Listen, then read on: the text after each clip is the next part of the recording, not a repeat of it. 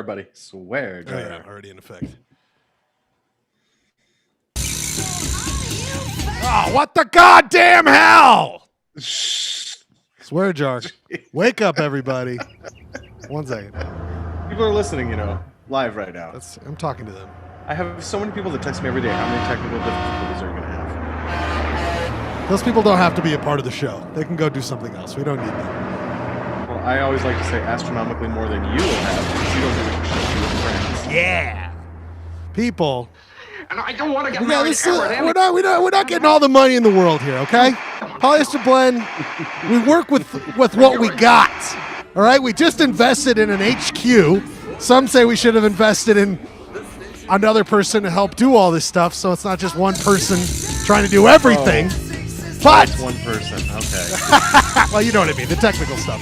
The creativity juices clearly are a brain trust.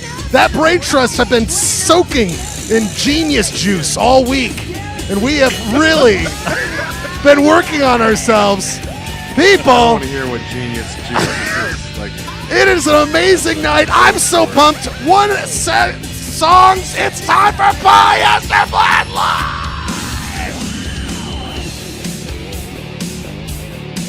All right. My name is Ryan Schlegel. I just got out of my Snatch the movie. Not that. Oh, let's calm down, everybody. Snatch the movie cosplay. I realized I have so many dumb jackets sitting around my house that I never use. This is a goof show. Let's put on some fun outfits. So I'm going to dress like a mod. It's a goof jacket. It's a goof jacket. I'm wearing a goof jacket. But I'm always wearing a goof sweater because we like to goof, but in different kind of clothes. He's all the way over on the east side of Salt Lake City, buried in snow. It's our good friend Clayton Scrivener. Are you with me? I'm here, man. It's been a good day.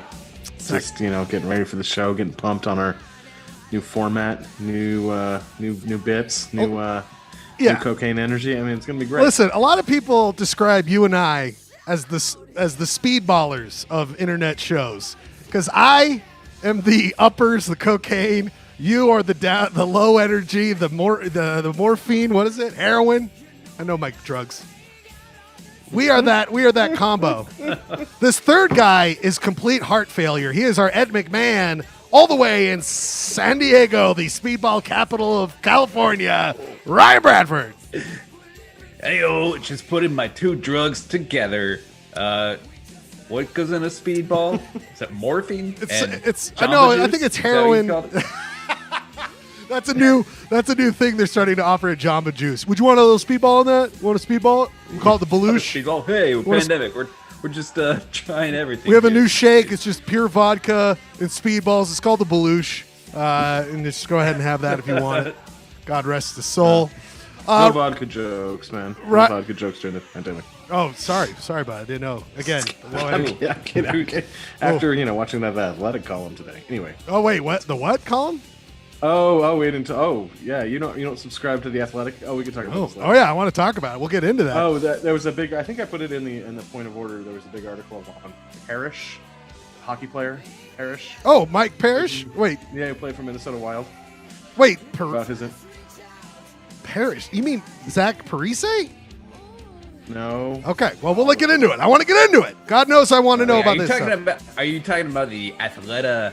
I'm talking about sports, brand? Buddy. Talking about sports. Yeah, that's where Athleta brand from Gap. All right, listen, God, everybody. I need to be honest with the viewers right now. Let's be honest with the viewers, really quickly. It's going to take a minute for Ryan Bradford to get going. Okay, he just woke up from a nap. Okay, so let's let Ryan warm up. He's getting the juices going. Me and Clay, we've been just. How are we doing on that pre-holiday bump? Have you checked our numbers yet, or? Clayton, the show is only like 5 minutes into it. You're like, where are our numbers at? Where are we at? Are we exploding? Give me another bump. What do the people say? I need that bump. I'm usually the morphine guy, but tonight I'm the cocaine guy. Oh, Janine knows I'm trying to self-martyr here tonight. She's saying, Ryan, Schlegel on the cross doing it all. That's right. I am on the cross. I'm dying. See, Janine, and yes, it's a fun jacket. Janine taking over for Chatmaster Jeremy appearing tonight.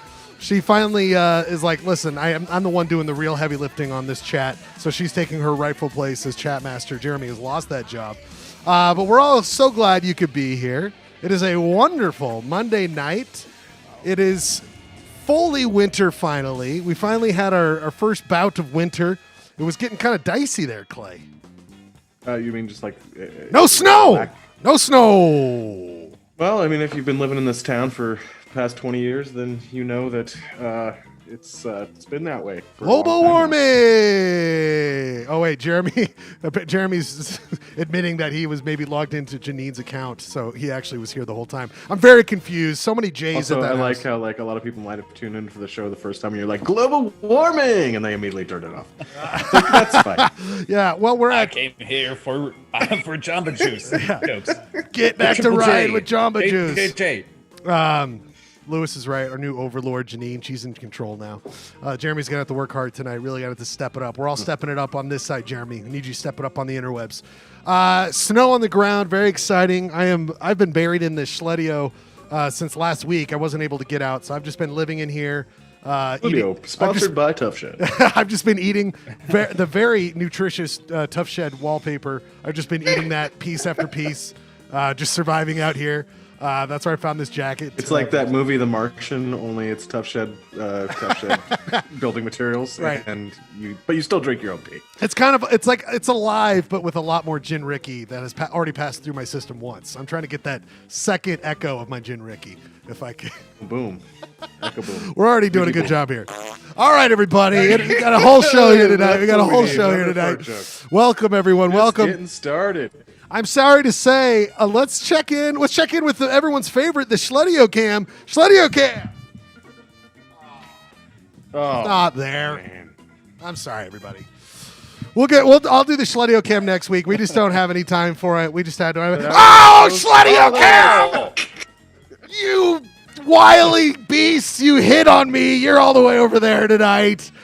Jesus, Schledio Cam. We all missed you. High angle. I could appreciate that, you know. We love Schledio Cam. We always check in with Schledio Cam. You doing okay, Schledio Cam? All right, I'll take that as a yes. Also sponsored by Tough Shed. Schledio Cam in full effect here tonight. We'll be checking in all night long at the new high angle.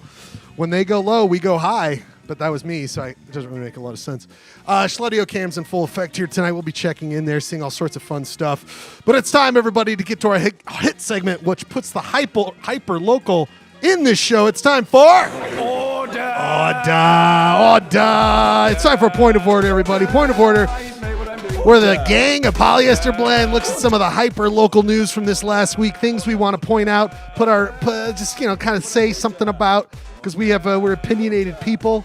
If you're, I want to talk about jackets all day long. Some people don't, but that's where I'm at with the whole thing. Clay, you put this one in first. You want to go first on Point of Order here tonight? Well, I didn't realize I slid something in first, but yeah, go ahead. You were the first one. Yeah. Oh, Jesus God. We need to. I need to remember whenever someone says something gross, right? Like, like what I hear. All right, did I put this one in? Yeah, Point of Order. So, really? Varia rings. What do you want to talk about with these rings? Oh no, sorry. What is this? Oh, sorry. Way worse. Cleveland's baseball team will drop its. Well, I have two related. So, like, we got a lot of sports tonight, buddy. We're gonna lose a lot of viewers here tonight. Well, it's all right. Ooh, you're gonna lose the Bradford camp with this one. Let's see if the Schledio Cam likes it. You really wanted the indigenous community to be co-opted by the Cleveland Indians name longer? Is that why we're going to lose you? Oh boy! I just saw sports. I did not realize it was a carry on. I really enjoy what the baseball men are doing out there. Am I right? I'm Ryan Bradford. Way to go, my friend. That's just interesting. Cleveland's announced that they're going to. They already had dropped the logo, which the logo is probably the more disturbing part of their whole package. Yeah. But, getting rid of the name, that was actually kind of unexpected. I thought they were going to. Right. It's part of our nomenclature and all that stuff. I didn't think that would move that fast. But they announced that they're going to get rid of the Indians name. Mascot. Not this year, but next year. Wow, you don't want to rush this kind of thing. You really got to. If you want to toggle over, we can make it hyper local. Another Clay. Similar God story. Damn it, Clay! You powered up, buddy. You're on fire this week. You have a 1-2 punch in Point of Order. So anyway, Cleveland, you got a lake that's on fire sometimes. You got a fan in Robert Gerke, which is pathetic. If that guy's liking it, you got a problem there. And then you got, let's just get rid of it. It's Chief Wahoo is what the mascot's name is, and it's very uncomfortable. I'm not going to put it up on the screen, but Major League. I wonder if they're going to have to digitally redo Major League, Clay 1 and 2, that movie about the Cleveland Indians with that stuff all over the place. What do we have next? Oh, yeah. My son has been asking about watching Major League recently. I don't know, bud. I don't know, resisted. bud. All right, what do we got here? Oh, you can't see it. Well, this is related. This is the Dixie State University has decided to change its name. Damn, they were finally, holdouts for a while. Last year, I think it was 2 years ago, they got rid of the Rebels moniker, and then this year they've announced that they're going to drop Dixie from the name. And you know what? I love hearing people that have a real problem with this. Oh yeah, it's like what's your like? This wasn't even the original name of the university, and suddenly it's like a cherished thing that we have to hold on to. Like, come on. Yeah, the whole thing, and the weird thing about Southern Utah getting itself all wrapped up in this when they had literally nothing to do with the Confederacy, and they just went ahead and just adopted it because like we're in Southern Utah, that's what the South was. We'll just do all that. It's all very disgusting, and we talked about it in one of our Utah County's quiz. We have a great one coming up here tonight, but we talked about it in Iron County. But remember, the high school for Cedar City were late adopters or late getting rid of their offensive Native American name. I think they're what was it? The Reds? Yeah, it was the Reds, right? No, they switched it to the Reds. It's all very disgusting and no good, very bad. But Ota, I mean, I'm glad they're doing it. You know what I mean? Like at least they're. I mean, I don't know how much I should be happy that they are not being dicks. Like it's like you did it. You finally figured it out. You know, I guess they should be happy they're not being dicks. It's very interesting to see the quotes, especially in this Dixie State article, where the Board of Regents really kind of explained where they're coming from, like outside of the hysteria of the quote PC culture or whatever. Yeah, right. They're just like, hey, if we want to move forward and be taken seriously as a university, we gotta drop the name. That's what we're gonna do. And that actually makes sense. You want to take yourself seriously? Yes, drop the silly, archaic name that serves no purpose. It's a big cheer for you, Clay. The soundboard gives you a big cheer here tonight. Very good stuff, my friend. Really quick, I'm doing this on the fly. I forgot to put it in here. My point of order. Duh. And I talked a little bit to you guys about this last night. The city of Tremonton, not Tremonton, but Tremonton. That's how the Utahns say it. Duh, you miscreants. Duh. We were there. We did a nice, beautiful road trip. There's a beautiful shot of Tremonton. I'd actually go there in a second. Never been to JC's. Would do it in a second. Not right now, though. But we went on a big road trip. It's just Can't wait for COVID to be done. We'll just eat at Maddox. Well, we'll just eat a bunch of it's not going to be done for a while in this town because, Clay, what I wanted to say was that when we went up to, we just did a day drive up to City of Rocks yesterday up in Idaho. Beautiful. Love it. It was covered in snow. Didn't get it. Yeah, I heard you got a new truck. You didn't brag about that last week. Okay. We'll talk about that later. We'll deal with it later. But the key is that we were coming back through and stopping at, of course, let's just say a gas station that ends with Ek and has the letter M in the beginning. We went to that in Tremonton, where I always go because that's where apparently Adventure's first stop is. All the employees were wearing masks. But I'm telling you right now, everybody, out of the 5 other people in the store, no one wearing masks in Tremonton. I have not seen that this entire pandemic. I have not seen that. It was like the worst kind of like a haunted house kind of vibe. It was. Have you guys had that? We knew people on the inside to kind of like alert. I don't know who you're referring to. But I will just say that the employees were doing a good job. But I would like a little bit more enforcement when it comes to that stuff. There was a dude at the flight. Masks are not required. Are they required still statewide? I thought we kind of. I don't know. I don't know. I just order Tremonton. Order. What's the next one we got here? What do we got here? What we got? Oh, I know what it is. I wanted to talk about this. People, it is time for us to go down. Oh, shit, I should have had this going already. Swear jar full effect. Hey, Mom, how you doing? It was big news before the show started. We are going down. This is not going to be worth it, but I'm just going to go for it because you guys have to deal with it. We are... It's not even there. We got a president. Okay, we got a president here, everybody. It's been. Oh boy, here we go. We got it, everybody. Very exciting. Breaking news from Polyester Blend. We have a president. Joe Biden is now president. Joe Breaking Biden. news. Breaking news. No one has heard about this yet. This is an exclusive. But If we could just take it over to the Schludio wall, sponsored by Tough Shed. yeah.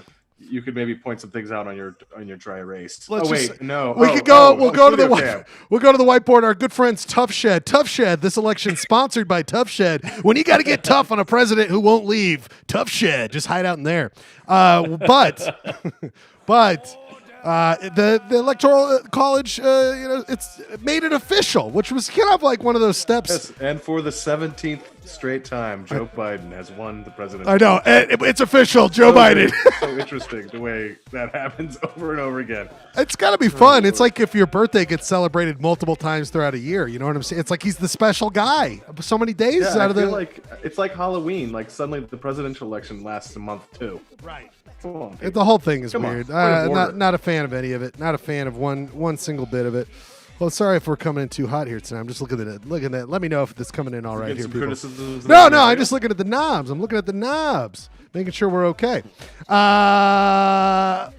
See, Jeremy knows. I did it for Jeremy. But any other point of orders here? Any other point of orders that we want to get to? Ryan, any point of orders in your personal life you want to talk about? Point of orders. My cat's getting old. That's All right, thank you very much, Ryan. That's point of order. Point of order is now over, but Point of boredom. we have. I'm joking. I love your cat. I love Harvey your is cat. listening. Oh. I love your cat. He's one of the longtime listeners of the Polyester Blend, and he offers constructive feedback after Yeah. every show. We always look So- at his notes. They're getting a little like Right. Andy Rooney though these days. Back in my Yeah. day, they're not as good. What's the deal with My war? bursitis is kicking up. I didn't even know Talk cats could get about bursitis. bowl water. Talk about multiple But, water you know. sources around the house. But he's dead. He's dead, so we don't have to worry about that. We've got a lot of stuff going on here tonight. We've got You Shop Bro coming up. We got Ryan's Comics Corner. We got County's Quiz. We're only doing one song sets. We're just trying to do rate of play. What is it? Rate of pay? Pace of play? Pace of play? Apparently, you received some criticism from some highly influential critics. Right. So suddenly we can change the entire format of the program. I would say on the drop of a hat. Philistines. I would use the word Philistines here. Non-art lovers. That's true. Who just And we could talk about this all night long. We could talk about the fact that, I listen to the people. Yes, was it way too late at The night? fact of the matter is, music is weird and confusing to me. Why aren't you playing the Beatles? Yeah, I just did some thinking, and audiences drop off when your picks are played. So why don't we just do one song sets, me picks? How am I getting it from all sides here? My own friends, my own Polyester Blend crew, they give me the criticism. Our fans give us credit. Where am I? Again, Janine, the cross. I'm on the cross. Hey, we're family. If it wasn't, it's the holiday season. It's time. It's this true. is when family. We air That's out. very true. Whoa, what is that? What's going What is this? Okay. What is that? Oh my God! What is this in the background? Is that oh my God! It's a floating plunger. Let's go to. Oh my God! We have a floating plunger. You know what that means? That could mean one thing and one thing only. As they say, as my teacher told me, every time there's a floating plunger, there's been another accepted into the Total Piece of Shit Hall of Fame. People, we are opening the great doors of the Total Piece of Ain't Shit floating anymore. Hall of Fame. Well, I gotta drop that bit. That bit's over. I gotta move on from it. But imagine Scrooge like pleading with the last spirit. Oh, spirit! Oh, please spirit! my toilet. Honestly, I thought because the theme is sleeping and dreaming tonight, I was like, I've had floating plunger dreams. Is this a reference to my dreams? Is this all real? Are you in The Sopranos all of a sudden? No, people, no, it is time to open the doors of the great halls of the Total Piece of Shit Hall of Fame. We all remember it. We all love it. It is, of course, where the hell did it? Oh, man, I guess I haven't done this for a while because I don't have. But the great halls of the Polyester Blend Hall of Fame, Total Piece of Shit Hall of Fame has opened up. Clay, I think you know where I'm going with this, of course. Who do you think has really shown themselves to be a total piece of shit this week. Do you have any feelings on it? Well, what's kind of making me concerned here is that I think we're about to break. Yes, I was wondering about if I was going to. I didn't know if I wanted to bring that up or not. But I was like, okay, yeah, well, no, it's true. I'm not we going are. to bring it up. I'm gonna tell you that. I think the people will see. Yeah. People will see one noticeable difference the first time we've had this happen, which is very exciting. Look, this person has gone out of his way. I mean, like, I don't want to besmirch people on a very personal, on a base level, but like this person is like, he's definitely gone out of his way to enter into this hollowed halls. Yes, and, yes. I say we let him in. Well, we must discuss. We let him in with plungers aflutter. we will unclog the Total Piece of Shit Hall of Fame, which is clogged up with all these large, disgusting boys and one storm that's in there. But this person this week, let me just read off some of the things that they've done. As Attorney General for the state of Utah, they signed onto a lawsuit taking taxpayer money, time, and effort, and starting to do a BS nonsensical lawsuit to try to get, God bless my only leader ever, Mr. Trump. Thank you, Mr. Trump, for being our president. He joined them in wanting to putting his name on it, just a waste of time. And it's the Texas Attorney General who really started it. And, I think that guy's leveraging for like a pardon because he's got his own crimes coming. So I understand why he's doing it. I just don't. Is Reyes just out of his mind? I don't know what's going on there. No, he's definitely not out of his mind. What's your vibe? He's positioning. I think it's the worst kept secret in Republican politics that he has higher aspirations other than Attorney General, and he's just trying to find. Trying to find his path forward. And Republicans are all doing the same thing right now because they're on this weird kind of Sophie's choice. Like, he does have higher aspirations, Clay. Higher aspirations for the Grammy for Best Rap Album. We all remember this. Oh, definitely the best. Out of all them haters as I chase down in my town criminals like a blood. That hand movement, it's like a wave, like. Very disgusting. But yeah, Clay, sorry. He's got aspirations. Also, Attorney General raps is probably the least like hardcore thing you've ever seen. 3 words together, right? You've ever with seen a cool cowboy hat, by the way. I kind of want that hat. And then it was so bad that he was such a piece of shit. Like he just sucked. Even Herbert and Cox condemn. They were not made aware of it before he joined. They were not aware. If Herbert and Cox are joining in on this thing, it's a bad situation. It's the kind of the state of the Republican Party that we've seen statewide, where that there's people who are staking their claim in a kind of a more traditional Republican Party, and then you've got people who are like, Trumpism will rule the day, and the vaccine is fake, and we're going to double down on all that stuff. So it sucks. It's fascinating to see it in the state of Utah right now. Today, the state of Utah, not the state of Utah, sorry, Freudian slip. The church, the official church statement came out that declared or recognized Joe Biden as the victor of the presidential election. So, what is that going to? How are these people going to react? Which many of these folks are true LDS followers. Are they going to? The people who are saying it's a fake election, how are they going to react? It's fascinating, and it's going to be weird to see it play out the next 3 or 4 years. I cannot wait. But before then, he must be recognized. We must hoist him. Oh. We must hoist him. Look at you got Mike Lee was the last person we joined. Although he almost deserved. Mike Lee almost deserved a double dip. By the way, that's coming. There's enough of these miscreants. Sorry. There's not tonight, but in the future, these people are garbage enough that they will definitely be secondary honors, freedom of shit awards, and all this kind of stuff. But Mike Lee is in there. We all remember. It's the you can polyester medal of fiefdom. Yeah. You can just imagine Mike Lee in that photo saying, "I'm Mike Lee." I know. Hi. Hi. What is this picture for? Total piece of what? That's fine. I've got COVID again. You got a plunger? That's real fun. Oh, what a shiny All right. frame. Well, and then let's ascend this man to the frame. how dare you? I'm not done yet goofing on these guys. Deloy Hansen, he Are we sucks. going down Russo memory, sucks. We're going down memory lane here? Sorry, I just wanted to Go make down fun of memory him. lane. There he is, Sean Reyes, as we have worked. Fresh from the frame shop. Yeah.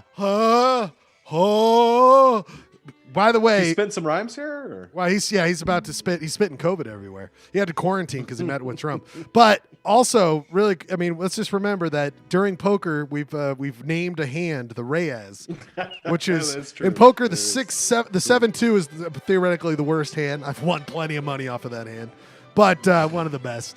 But but we named what's like an even like less important hand that's like not the worst, but it just sucks. 10-2. No, 6-2. We did 6-2. We did 6-2 as the 6-2 Reyes. is the Reyes. 6-2 Okay. is the Reyes. Just Yeah. kind of not as bad.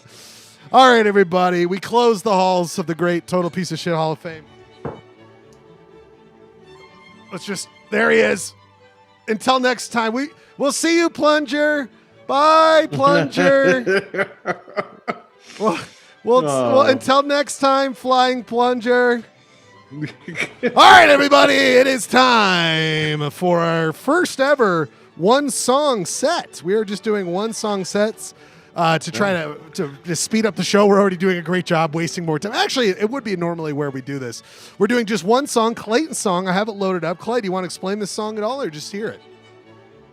That's just John Hartford. The theme is sleeping or dreaming. And, yeah. What the did name you- of the song is Joseph's Dream. Do you want to explain? You were the one who was inspired this week to do it. What was what was it? I mean, we've been doing these theme sets for how many years, Schlegel? Maybe 5 Oh my years. God, yes, so long, and I love them. I love them. I just thought this is something we've never done before, and it was actually. I mean, I just had listened to the song over and over again all week because it's happy and it's fun, and I like to hear happy songs. Sometimes. Absolutely. Can I interject and say I think the first time I listened to you guys from California, I believe you were doing a dream/sleep theme.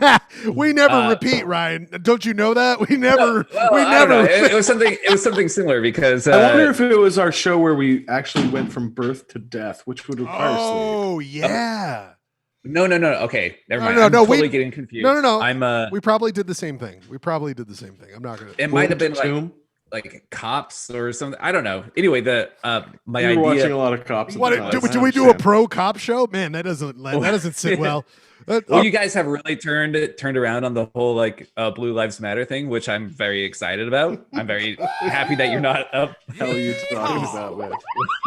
All right, let's get out of this one really quickly. For one song, Yeah. four, All right, 4 one minute song. song. Does Four. anybody have the gong sound? I got a gong sound somewhere. Oh no! Oh, I got to pull the That's plunger a back harp. up. I've got a gong somewhere on here.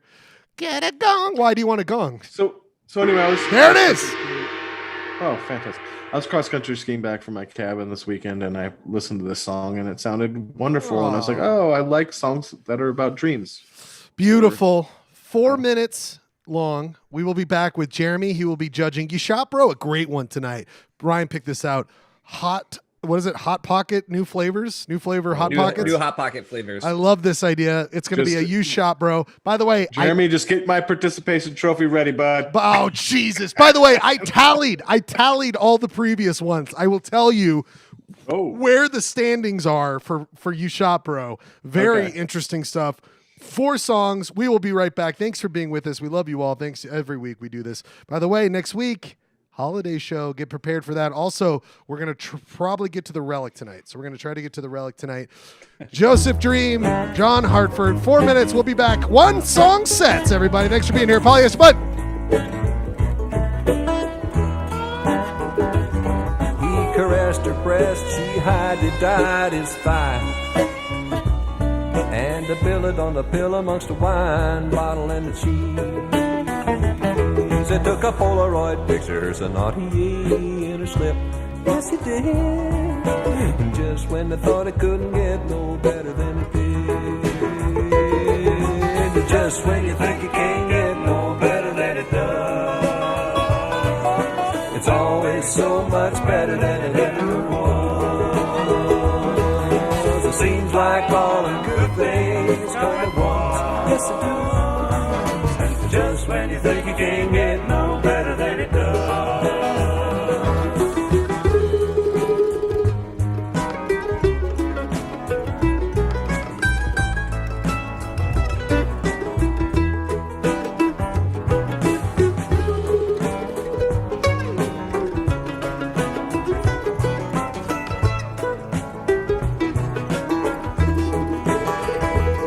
Well, they knew what they liked, they were neither one of them naive.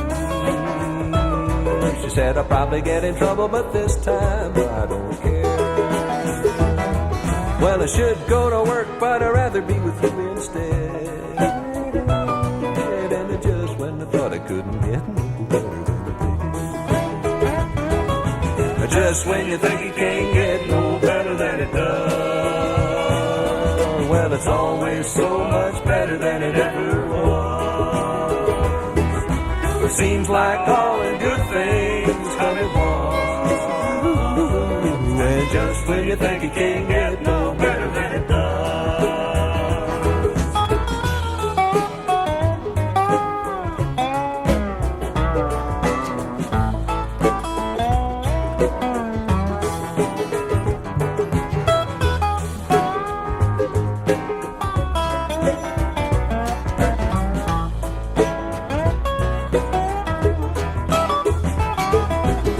Taught school and he played the 5-string banjo.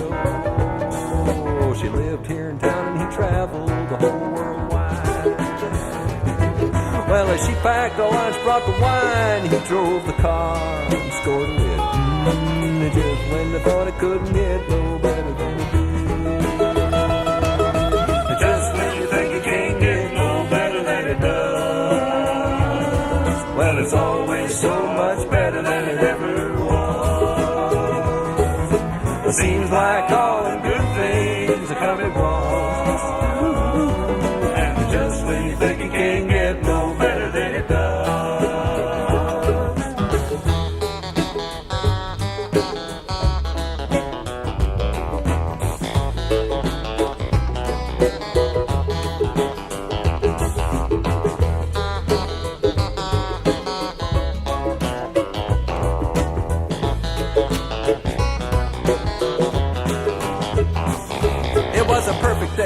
For a dalliance and a picnic, and a river bank was an excellent place for love. Well, the sun was a-shining and the birds were a-singing overhead. And just when I thought it couldn't get no better than it did. And just when you think it can't get no better than it does. It's always so much better than it ever was. It seems like all the good things are coming once. Just when you think you can't get no better than it does.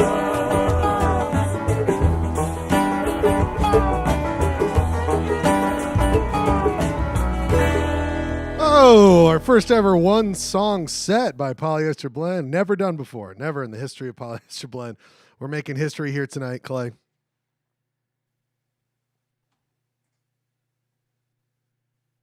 Uh-oh. Clay, where'd you go? That was a nice little groovy song. That's a great song. I was picturing you out in the woods, and I just was like, oh, what a sweet little borderline. thing. I mean, John Hartford is like not quite bluegrass, but kind of bordering on bluegrass. I'm not a huge bluegrass guy. But it's kind of St. Louis-y, kind of urban-y bluegrass, and I don't know. I love that song. Love that album. And have been listening to it a lot lately, so I'm glad I played it. It's just fun stuff. We're just having fun stuff. Ryan will be up next with his leading into Ryan's Comics Corner coming up, a hit segment everyone loves. God, he gets his own segments. Gets his own segments. This guy's very bits. Some Ed McMahon we have on our hands. He gets very his own popular. bits, own segments. He is joining us right now. He will explain really what it's all about to be a judge. If he's starting his own branch off show on Polyester Blend Network, a soon to be announced network. He will be doing Judge This, and it's Jeremy just judging people. He just sees different professional photos. judge Jeremy. This guy sucks. Yeah, dude. I don't like this person. It's just gonna be a lot of judging. Jeremy, are you with us? Yeah, I can't wait to do some judging. Always like judging. I like having that high moral authority. People, it's time for the hit segment. Everyone loves this segment. And Jeremy, I did what you asked. I did a tally. Do you want to know the tally now, or would you want to judge freely of knowing where the tally is, and then I tell you where it's at? I guess I'll judge freely, as long as no one bitches prior, and then we might have to look at the tally. All right, let's do this really quickly to see if their bitching is justified. Well, let's do this really quick. It's now become a tradition on eShop Bro. Everybody gets to bitch for 1 second before they show their thing. Clay, what's your first bitch? I just don't think this is very good. I think I can just get my participation trophy right now. You guys are obviously better at Photoshop than I am. You're a distinct advantage. Also, I just felt like my humor game wasn't on point. I felt like also we also did like a Hot Pockets, which was kind of a low-hanging fruit. Anyway, wasn't feeling too super inspired, so I totally expect to lose, but I really hope it's to win. okay to just not introduce it if that's how you're going to sell it. Oh no, I'm going to introduce it. You could just go, oh, it speaks for itself. It's so bad it speaks for itself. And really quickly, Lewis just asked me a very important question. I'm not going to, I'm going to keep that between him and I. But we are not doing the one set songs for any reason other than we're just seeing if people enjoy the faster pace. We're just seeing the faster pace and just see if people like us getting to 9 o'clock and then maybe ending the official show by 9:30, and then we just enjoy it. We'll figure it out. If we hate it, there's no way we're going to end the official show by 9:30. No. What we've been doing is ending the official show at 10:30. That's been the problem. Yes, and we're just. I like having a little more time to get to Schludio J, to be honest, but I guess I can just, I understand. Schludio J. Schludio J is a beautiful. It's a subpart. It's a part of the same real estate group, Polyester Blend Holdings, and it's a part of the same. I think you should get a bunch of Maverick. Sorry. All right, you calm down now. You calm down. By the way, Clay, that was a hell. I'm saying just as much money as Schlegel's making off Tough Shit. I'm thinking we can monetize this. Listen, I told you guys in my contract when we started the show that all Tough Shed related finances are mine. You don't touch any of those. I get those royalties. Okay. And by the way, Clay, that was one hell of a bitch. That was a damn. You really. I didn't expect that trained. much. It's like. I've been in the dojo a long time when it comes to Ryan, do you have grievances? You came on hot before the show started. Ryan was like, I got the best shop. You guys are dumb. You all suck. I'm very proud of my shop today. I have no grievances. I'm just going to let the judge play out and do their judgely duties. Judgely? Their judgely duties and see how this all turns out. Before the Supreme Ryan Court. Bradford, I would like to remind you that bootlicking is a COVID danger. You could get COVID off licking boots, bud. I'm saying some people say bootlicking. I just say confidence. Have you read Neil Strauss's The Art of Photoshop, bro? It says newest. Is Neil Strauss a real person? I have no idea. I am into Lewis, by the way, on the chat. I'm going to start. There's a way to get the chat on the screen at the same time. Lewis wants the heads who called for less music. He wants their heads here tonight. Oh, wow. So let me just say this, Lewis. If we can get Patrick Munger and Gerke to show up and explain themselves. Plead their case. I mean, you easily fell like a pawn, like an early sacrificial pawn. Let's just say I was at a moment where I wasn't making the best decisions, and that my brain had the capacity to not choose the right idea. I was like, you guys are right. If I've ever heard two guys who are right, you four people, because you're drunk. And there were two, and you saw double. All right, and the officer was like, you have to stop calling us Pat and Robert. You just have to go to county jail now. I was like, all right, tough bargain, less songs. Clay. Ryan, you're talking to your plunger. Schlegel, it's time for you to bitch now. It's your turn to bitch. I'm gonna bitch. It sounds to me like sorry, I was frozen for a minute, but the decision to decrease music was made based on input from the people who show up toward the end of the show and watch the whole thing. Whereas Lewis, Louis, a loyal fan, was not consulted on how he. This is a good point. Hey, let's do that in the Limp Bizkit crew. I've just decided. Limp Bizkit crew. We will discuss, and whatever the Limp Bizkit crew comes up with, that's what we'll do next week. If we want, since I've been completely hypnotized by your swinging plunger, I will go along with whatever you say. Look into the plunger. My leader, sir. Look into the plunger. I did just watch the Heaven's Gate documentary, and now that's looking quite like my hell bop. So. Oh man, it's flying. Clay, look, it's coming through the solar system. You got to join. you got to get up on the plunger. It's going to take you to the space toilet in the sky. It'll be beautiful. That is my destiny. All I will say is that let me bitch for a second, Clay. You're right. Let me bitch. Why is there only one Jeremy Matthews on this planet? There should be so many more. I mean, it's disgusting that we don't have more intellectuals, good judges, chat masters. That's my bitch. Call me old-fashioned. Treasure hunters. Clay, you won last week. Renaissance men. You won last week. What? Okay. Who do you want to go first? Yourself, Ryan, me? Who do you want? I think I'm going to get me out of the way. We all feel the same way. Let's get you out of the way. All right, Clay. Do you want to explain it, or you just want me to hit it? Well, I was thinking of the most disgusting Hot Pocket, but also something I could riff on in a humorous manner. And I felt like I probably, since it wasn't a mid-90s hip-hop record, bad Photoshop, I probably wasn't going to win this week. So I just kind of did what I could do. But I did use other tools. It wasn't just magnetic lasso this week. I did some other things. So bring it up. The name of this Photoshop is, well, you'll see. It's Bill Barr's neck sweat. Oh my god. Is that you shopping a funnel or something that there's a sweat brush. Oh my god.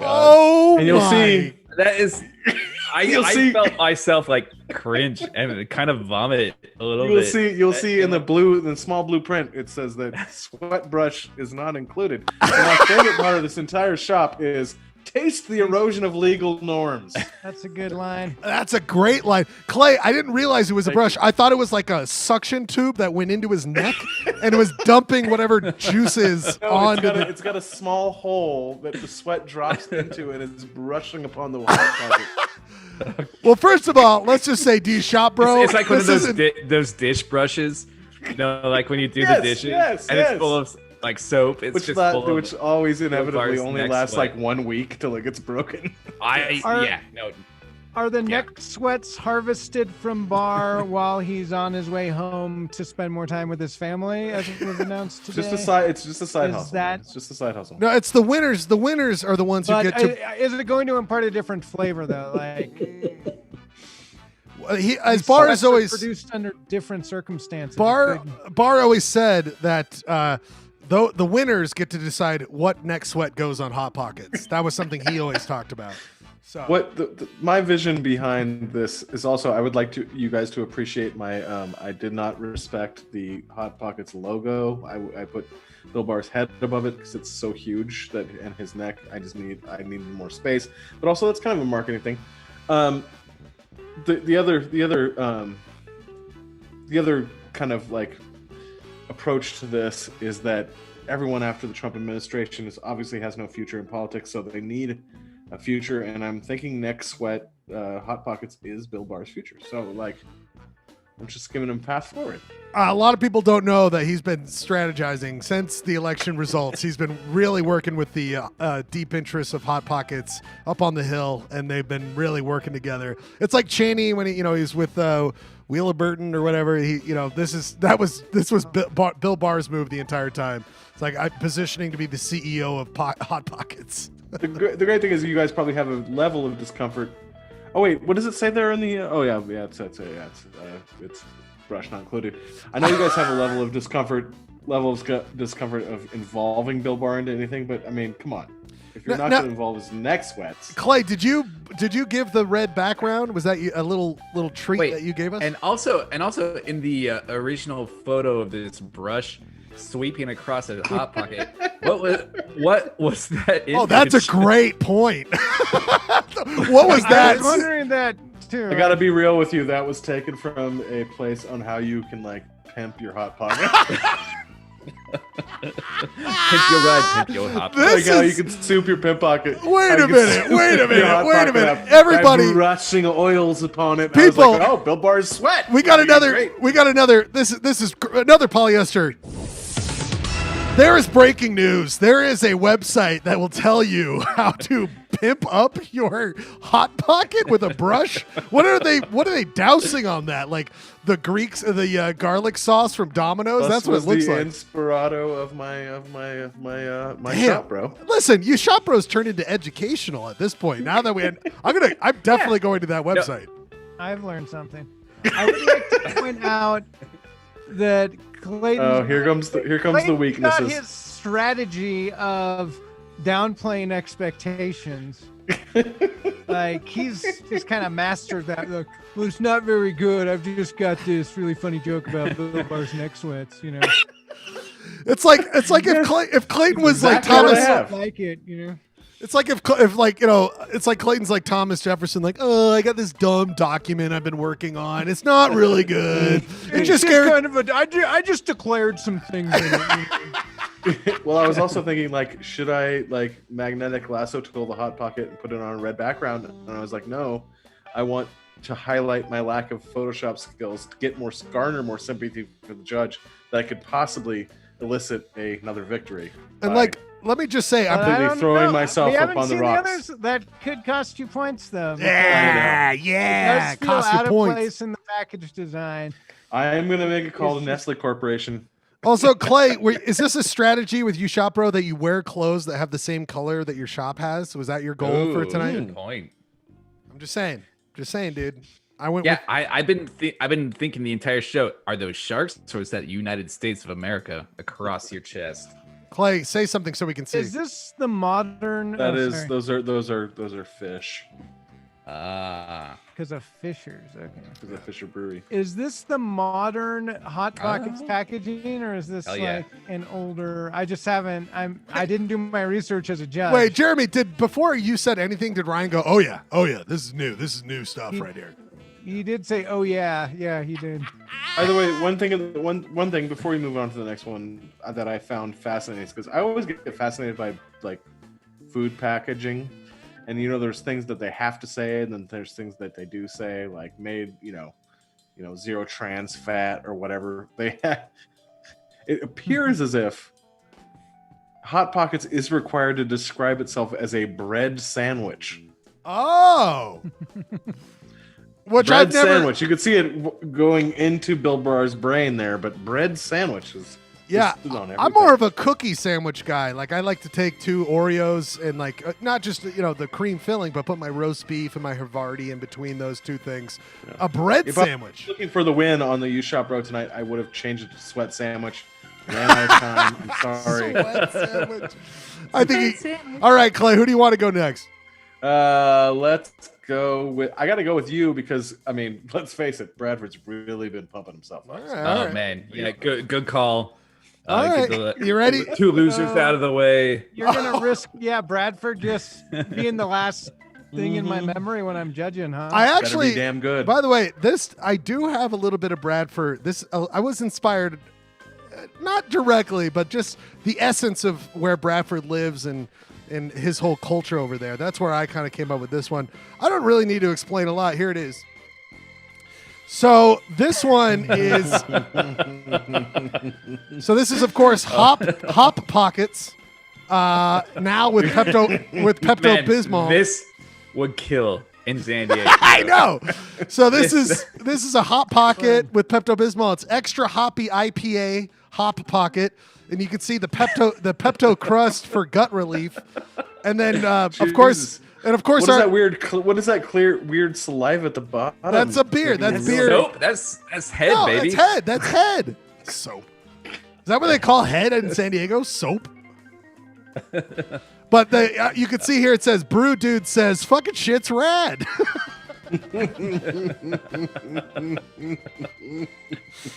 And then it's got the government warning, the Surgeon General on alcohol in the bottom right corner. So do I shop? Yeah, I shop. Did I add my own gradient layer in the background so it looks like its own thing? Yeah, I did. All right, but I didn't use blocks like Clay did. You don't just have the big red blocks. Like... I shop, bro. I shop. You did, however, leave part of the tea onto that very carefully done pop pocket. By the way, because I thought it looked better and not as nuts, I'm going to the Schledio camp. First of all, Jeremy, go fuck yourself, okay? I worked super hard on this. Also, Jeremy, I can't believe I'm going to just out myself because it's like the telltale heart. I've been waiting for you to notice in the top right corner of my shop, I did not take out meatballs and mozzarella. If I would have truly done a better shop, I would have replaced that top right part with... You could have even just made it a solid color. Just kind of like pull a Clayton, different shade, and you would have gotten away with it. Too. I love the nutrients. I love the nutrient stuff at the top. All right, listen. Earnestly, unironically, I feel like more things should be Pepto-Bismol flavored. Absolutely. Delicious medicine. A lot of people hate it, Bradford. It's a very polarizing medicine in my household. Oh, is it? Oh, Stephanie hates it. Stephanie hates it, and I'm like, is she a kaopectate gal? She's like the pill form. I'm like, give me the liquid. I want shakes. I want my John Belushi speedball shake with a hint of Pepto-Bismol. Oh, I would drink a bottle of Pepto if it wasn't. Listen, dude. Probably bad for me. By the way, typing in, it was very fun looking through the photos of Brewery Bearded Dude, and that was my favorite that I found of that. Brew Dude says fucking shit's rad. All right, Ryan. I like too that it's like the bread is made like it's a Pepto-Bismol bread. Yes, basically. It's Pepto crust for gut relief. Come on now. Yeah. Is it baked into the bread, or is it just like soaked? They just took a regular Hot Pocket and soaked it. That honestly makes me. That actually makes me like I'd rather eat the bread sweats. Just imagine bread eating all sweats this sandwiches. Sorry, the reason I do feel like, and Bradford with his San Diego culture, do you think this in San Diego? I feel like they would have called it triple dry hop IPA rather than extra hop. Extra hoppy. Triple IPA. Damn it! Very fine work. All right, we did it here. Ryan, you've been talking about how you're the leader here. What's going on? Do you want to explain it or just see it?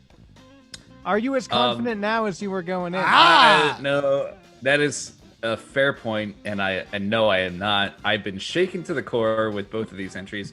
They're both very excellent. Yes. And so, I think you can just show it, Ryan. You can bring it up. Ryan, if it's just the Noid and says I have pooped, like I'm gonna be very upset. What do we have here? Hot Pockets. The flavor is parental neglect here because that is the epitome of a Hot Pocket. Wait a minute. Yeah, go ahead. So you got daddy sticking out of a regular pepperoni Hot Pocket. He's looking at his phone. We don't know what he's looking at. By the way, his child is starving, looking over this thing. Sandwich pack? You got a 2 sandwich pack? By the way, I completely disagree with the premise of this, by the way, Ryan, because I love the joke. But the daddy's got like a thing, honey. Go have Daddy's a hot got like a It's thing, super honey. funny. Go That's a super funny line. But what he has to do is go put himself in a Hot Pocket. All he's got to do is go be in a Hot Pocket, and now his daughter's gonna eat him. I mean, I'm just saying, I would have preferred, and I'm not the judge here. This is such a great premise, but I would have preferred a dad like looking up. If the dad was outside of the Hot Pocket? Yes, and like looking at sports like gambling stats. Okay, now we know why I would like that more. Or maybe if there was like something, if there was like a razor blade in the Hot Pocket, and he doesn't notice because Yes. he's on his cell phone. Yes, but Ryan, the parent neglect. That's a goddamn concept right there, my friend. I just had this thought of a dad like so engrossed. He's probably looking at fantasy football or something on his phone. He's probably doing that. God, I'm gonna. You're giving me so much guilt. I'm gonna have to remove all the hot pockets out of my freezer. Okay, Bradford, that's gotta the go. judge should notice Gotta that. go. A guy who has hot pockets for his son is like, oh I boy. don't have hot pockets for my son. Until I see that, It's harder if it had been Clayton. Clayton, I need a As the camera. neglectful father. Clayton, I need you to take your camera to the freezer right now. I need a guarantee. I need to see 100% you don't have There will hot be pockets. no hot pockets in the freezer. And I just feel like I stare at hot pockets and think, should I purchase? But I never do. and to expand upon this world that I have obviously not thought through that, but Ryan has made very astute observations about. I feel like this is more of like a Tales from the Crypt ending, where Listen. the father has spent so much time on his phone neglecting his. I don't feel like the daughter is actually a cannibal. She looks like she's daughter- about to chomp down. She looks like she's about to chomp down there, bud. By the way, Clay. Is this like the But is this he a has- 21st century update to Cats in the Cradle? And the yeah, and by the way- Yeah. No, he has spent so much time on his phone that he did not realize that he was made into a hot pocket, and so it is the poetic justice of him. Bradford, You if are I talking Bradford, me into this. You are talking me into Bradford, this. if I So ever has he shrunk, or is that a giant hot pocket? To be clear, Just- Or is that up for interpretation? That's up for interpretation. That's a little poetic license. I took. Bradford, I want to be with you if I ever get in trouble with a cop again, because let me tell you, the way you just dazzled yourself out of that problem, I want to be around for that juice next time. Oh, I know what it is. That's not my money from the robbery I just did. It was money I found on the ground. I caught the robber. Like, how are you doing So this? it's really like a morality play. What if played we've out all in the Hot become Pockets. so wrapped up in our own lives that we are we're wrapped up in hot pockets. wrapped up in hot pockets? Exactly. And the hot pocket comes in the silver spoon. Little hot pocket and the big moon. All right, Like, Judge. when are you gonna eat me, daughter? Oh, wait. You Also, that looks like a double pepperoni cheese hot pocket. Yeah, lots of And also, pepperoni in that. which doing my deep dive in the research on this PS on this Photoshop, you can buy a actual hot pocket blanket that you can wrap yourself in.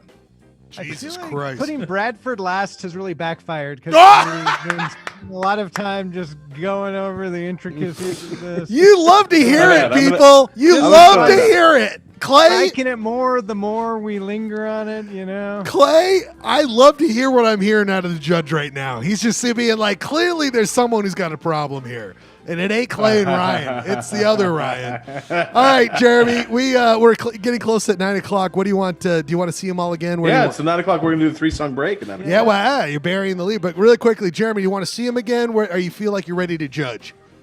I mean, looking at Clayton's back at the end, at the beginning, you just threw it on for a second. The technique deficit is really apparent. So I think it was smart of him to go first. Well, yeah, just a lot of blocks. A lot of Bill blocks. Barr's net sweats was inspired. That's very. But I think, and of course, as I said, we already spent a lot of time talking about Bradford's. I think I'm going to have to go for, with my big beard. I think the hop X, man. even though it should have been triple dry hop. I'm gonna say that the fucking bootlicker shit. takes the cake. God damn. Hot pockets. That's I feel like that's a very nice little subtle touch. Jeremy, Yes, that was the D. Even though that P's kind of fucked up, it was a very nice Jeremy, detail. Jeremy, you've already ruled, right? You've ruled. Yes. Stephanie came in and saw what I was doing, and she's like, "Oh, you're gonna call them hot pockets, right?" And I was like, "Yeah, I was the entire time." Totally. And Of now, course, that was the whole point of Don't this. you know Stop, how bro. clever I am? And just quickly like hot pockets. Yeah, that and really that- might have pushed it over the edge. I So know. You got to share your winnings. With I know, I will for sure. I am. But now I want to see. And now that judge has ruled, I must say you can look up a blank Hot Pockets template on Google. Oh no way! Yeah. Ooh. I liked the tea part. I thought it was fun to have that little extra part. But I hear what you're saying. All right, Jeremy, look at my hand right now. You can't see the score, but I'm gonna make one. There will only be one line I'm adding to this. Only one line I'm adding. Are you ready for where we're at? We've done 15 of these. I did not count the one that Clayton was not a part of. This is our 15th You Shot Bro. Are you ready for the results?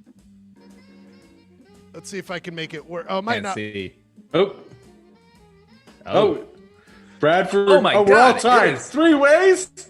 We're tied 3 ways? Holy shit. Hell yeah. With me. All these accusations against the judge, and he is the most even-handed judge in the history of judging. You all should be ashamed of yourself. That's the problem. Is With me winning tonight, you need to be with me with my $13 checks. I need to award Clayton. You know, if I give it to you every time, Clayton, they're going to catch on. I cannot. The edge at the end is all. I cannot believe. I mean, I knew I was going to win tonight because this is fucking fantastic work. What I'm doing here. Okay, we all know what I'm doing here.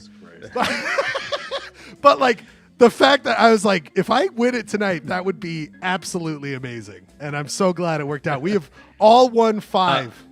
I want to hear everything Steph said before. So you're gonna make it hop. All right, everybody, we got to get going to the next. Probably like you should call it triple dry hop, and Ryan was like, "Nah, that's." Right. That's dumb. I'm just putting like I'm putting the Noid into the hot pocket, and she's like, "Why don't you do something funny like extra hoppy IPA?" And I'm like, "No, Noid inside. I want to see Noid inside." And you could have a Pepto Bismol crust. That's great. Good props for you guys not trying to go with the Noid. That's my thing. Let's go with the 9. Let's go with the That's 9 right. PM It break, is time bud. for. We've got 3 songs. So the one thing Lewis will be happy. By the way, Lewis retracted. He redacted what he said really quickly. He was like, oh, I want to beat these guys up, and he's like, no, I'm just kidding. We can do whatever we want. Come on, Lewis. I want to see. I want to see you toe to toe. Let's have a true north there, bud. Yeah, I want you to fight them out. We are keeping 1 3-song segment so we can use the resty. We can get a drink. We will be back with Ryan's Comics Quiz, moving right into Utah County's quiz. A great one tonight, folks. I'm very excited about it. We are going to do 3 songs like we normally do, just to have a nice little intermission. Listen to the songs, all songs with dreams. We will be back after these 3 songs with Ryan's Comics Corner. I go first in this segment. I mean, it's right there. I really, really like this song. You're playing them all, right? Yeah, I got them all. You guys go make drinks. Listen, I love this song. Kali Ukis. In My Dreams. I love this song when it came out. Very popular, but I think it's a very good song. 3 songs. We come back with Ryan's Comics Corner, Utah County's quiz, Polyester Blend, we love you. 3-song set.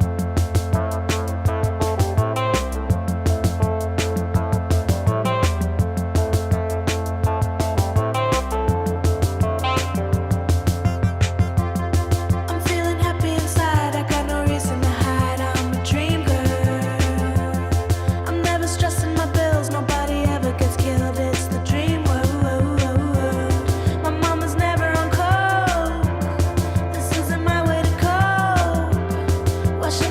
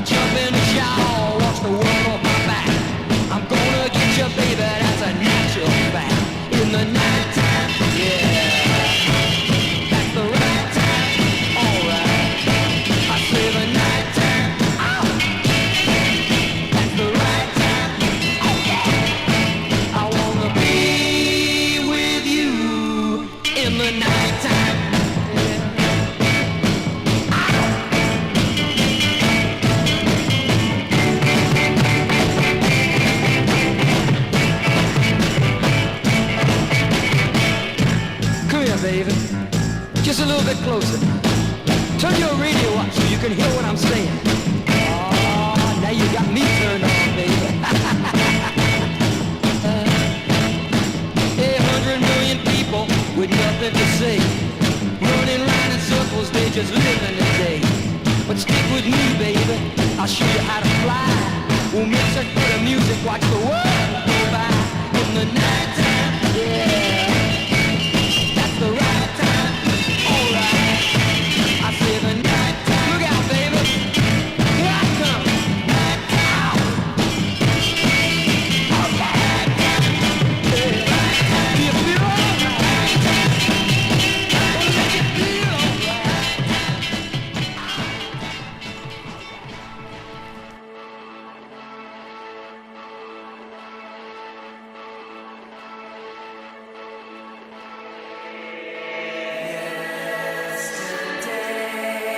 The sky was cold and gray, kept me as a prisoner in my home. Growled through my door when I was all alone. Scowled down on me, laughed with the sun as it hid some darkness from everyone. The sky sometimes so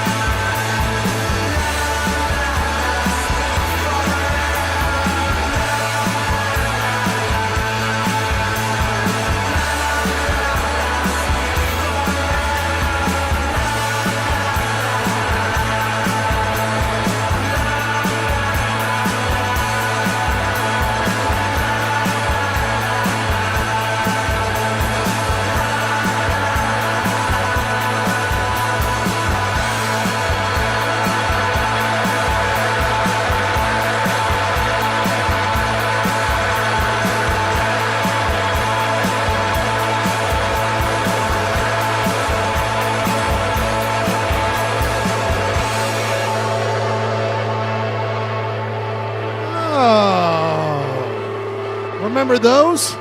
3-song set. We only did one song set. And then we went right into a 3-song set. Crocodile, Sleep Forever. That was Ryan. Well, here we are.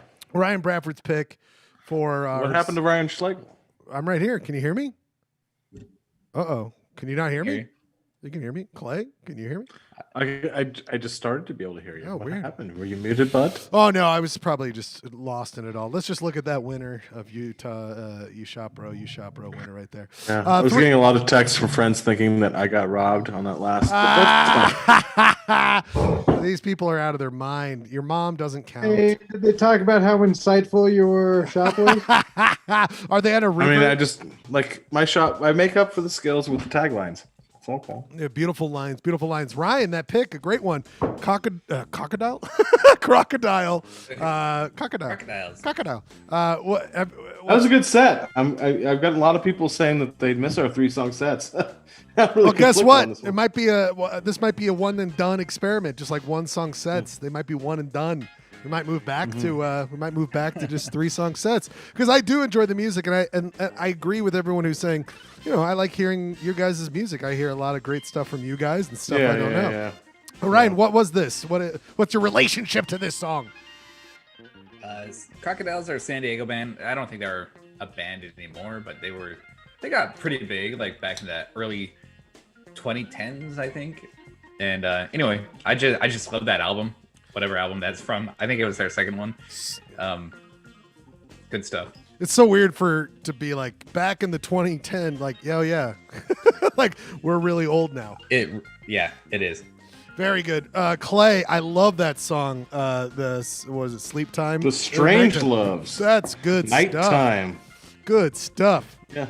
Band formed in the early 1960s with some weirdo stuff. I love pulling out that weirdo stuff from 50 years ago. I was really happy when I pulled it up, Clay. I played it off of YouTube, and it was one of those, like, it's old when it's just the shot of the record and then the audio underneath, like there's no video, this is just some song. No, not a particularly big song, not a particularly hitter song, but like Was the that first time I heard it a couple months ago, randomly. I don't know how I got exposed to it. I'm constantly dealing with music exposure, but when we first said we were going to do a sleep or dream segment on this program, I was like, I gotta put the Strange Loves on there. And I have that from the Nuggets, because I had that. It's on the Nuggets compilation. I don't know which album it's on. Oh, really? Yeah, but that's a Nuggets song. That's how I know that song. Guys, did both of you have to fight the urge to not put on Dream Police by Cheap Trick? I did, and then Dream Police was definitely on deck, but it's gonna definitely get us blocked on YouTube, so everyone can see we had an on deck for the second song in case I wasn't back in time. Ryan definitely put Dream Police, and I was like, I'm glad you did it, because I was like, we should put. Dream Police. Come on, I love Cheap Trick. It's a great song. Actually, my third pick, and maybe we'll get to it tonight. Oh wait, I changed it out. Was gonna be These Dreams, a cover of These Dreams by Heart. By a Polynesian brass band. I almost did this song, Bradford. I think you would love this song, because we used to listen to this album in high school. In fact, we covered one of his songs. But I was like, should I just put Ronnie James Dio on this thing? Holy shit. Should I just put Dream Evil? Remember this song? Oh my God. Oh, yeah! He has a great part. Let me get to it.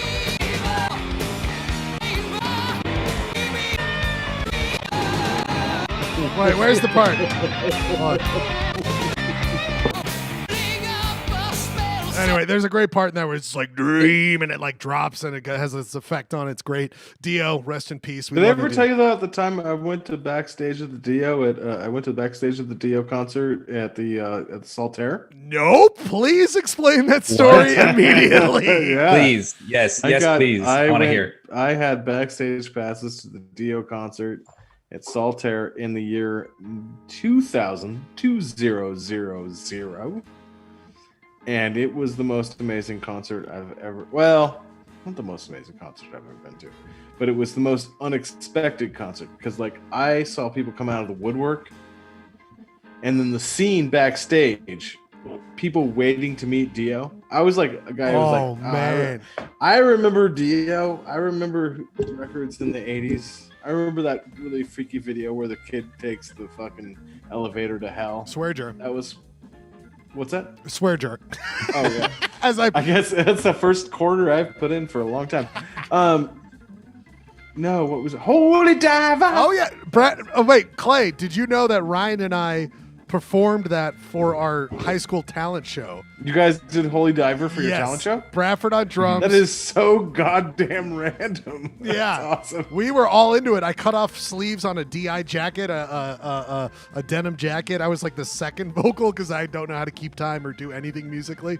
But Holy Diver, we played Holy Diver In the arc of pop culture, that's so weird because that, like, Holy Diver came out when I was disturbed as a young child. Bradford, what was what was the story on that? Why did we do that? So, Clay, were you ever into Tenacious D? Did you ever get into sure. Tenacious D? You They look at me, kind of dude. brought- Of course I'm into Tenacious D. I'm this guy. Yeah, they kind of I feel like it was like they 2002, maybe exposed you to that Holy same Diver. year. Yeah. Yeah, they had the song called Dio on that Oh album. So they kind yeah, of brought, that's what it was. brought Dio back into the limelight, and so we were obsessed Rodney with the Tenacious James. D Okay. So that's where record, that and was then your we connection. became that was our entry point into Dio. Because my entry point was a freaky fucking video in, sorry, swear jar, in 1984, Holy Diver by Ronnie James Dio, where a kid my age literally takes an elevator down to hell. And by the way, I was pumped full of, like, definitely, like, satanic, like, Satan's coming for you. By the way, stuff. did we? And Lewis wants to know about. Did you get to see all of Ronnie James Dio? Because notoriously he's a short man, but he has a long. Wait, I did not see his cock. Oh! Hey. Remember how he like? I will take. I received this backstage pass. I was guaranteed a look at Dio's. I'm looking for the full And I'm not backstage leaving pass. out there till I get. I will to see give it. you guys my 30-second synopsis of my experience backstage with Ronnie James. All right, let's do. Wait, hold on, Clay. Let me just do this really quickly. So wait. Let's just. Okay, Clay, go ahead and start. So a little bit of I like that it took 30 a little bit of seconds to background go here. You know who up. opened up for Dio on this concert? It was Yngwie Malmsteen, which Ugh, is it's pretty not hilarious. even loading. This was at the All right, go now, Clay. Altair. Okay. So I'm backstage. I'm backstage with Ronnie James Dio. You're losing time. And I couldn't give a shit because I'm just Swear like jar. backstage. I'm just watching the show. But there were dudes that hadn't been out of their parents' basements for years who came up like it was a pilgrimage to Mecca.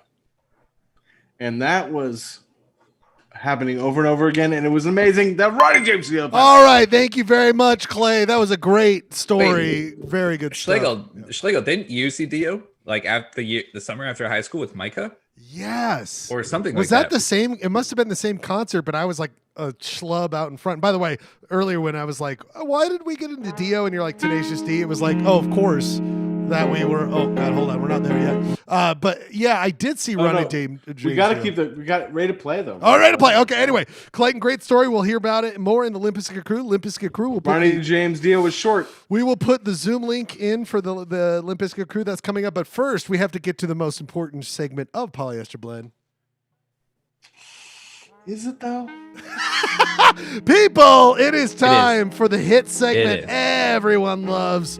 It's time for Ryan's Comics Corner, the hit segment where he looks at the Sunday funnies, or we like to call them the Sunday unfunnies.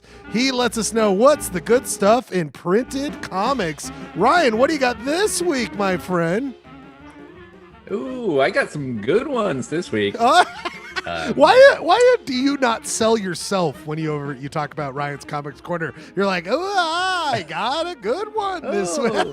I need that full energy. Like this is the shit. No, you need. they're always great. Yes, they are always great. Listen, if you don't like these fucking comics, you're gonna be dead. You're a dead motherfucker. I don't care if I'm man. We are just loose. Contributing to the swear jar right now. I know. I hope my mom and Tony are watching. Shut up, Clay. These are so good. Pauline, these are gonna blow your mind. These are gonna blow your goddamn fucking mind. Like the great thing is, there's nothing at stake. I can hate them, and you you can still say that. What do we got this? Oh, God damn it. I have three. I have three this week. So we'll just get through them really fast. Pros Before Swine by Stephen Pastures. We've covered this one before. I always love Pros Before Swine. It's not always the most funny, but it's always solid. So you got the mouse climbing up the hill. Of course, for all your picks. And there's a sign that says "Wise Ass" on the hill. The mouse is headed toward the Wise Ass. Wise Ass is apparently a pig. So at the top of the hill, he says, "Oh, great wise ass on the hill. Everything is bad, bad, bad. What do we do?" And Pig throws the mouse off the other side of the mountain. He says, "First, we stop whining." And I like this one because... And why is that? You got it. Like this coming. Why is You've that? got a high mountain to climb. Tell me why this is good. But well, because they got the word ass in the Sunday Funnies. That's the sole reason that I like this. And what's going on with the neck on this? Is it a boar? I mean, what is the fur situation up here? The whole thing's very confusing. Well, I feel like, again, it's another morality play. It's like you work hard, and if you another morality play. If you're gonna complain when you're at the top, like, you might as well be thrown at the bottom. You could really call this analogy for the GOP and Trump. So. Oh.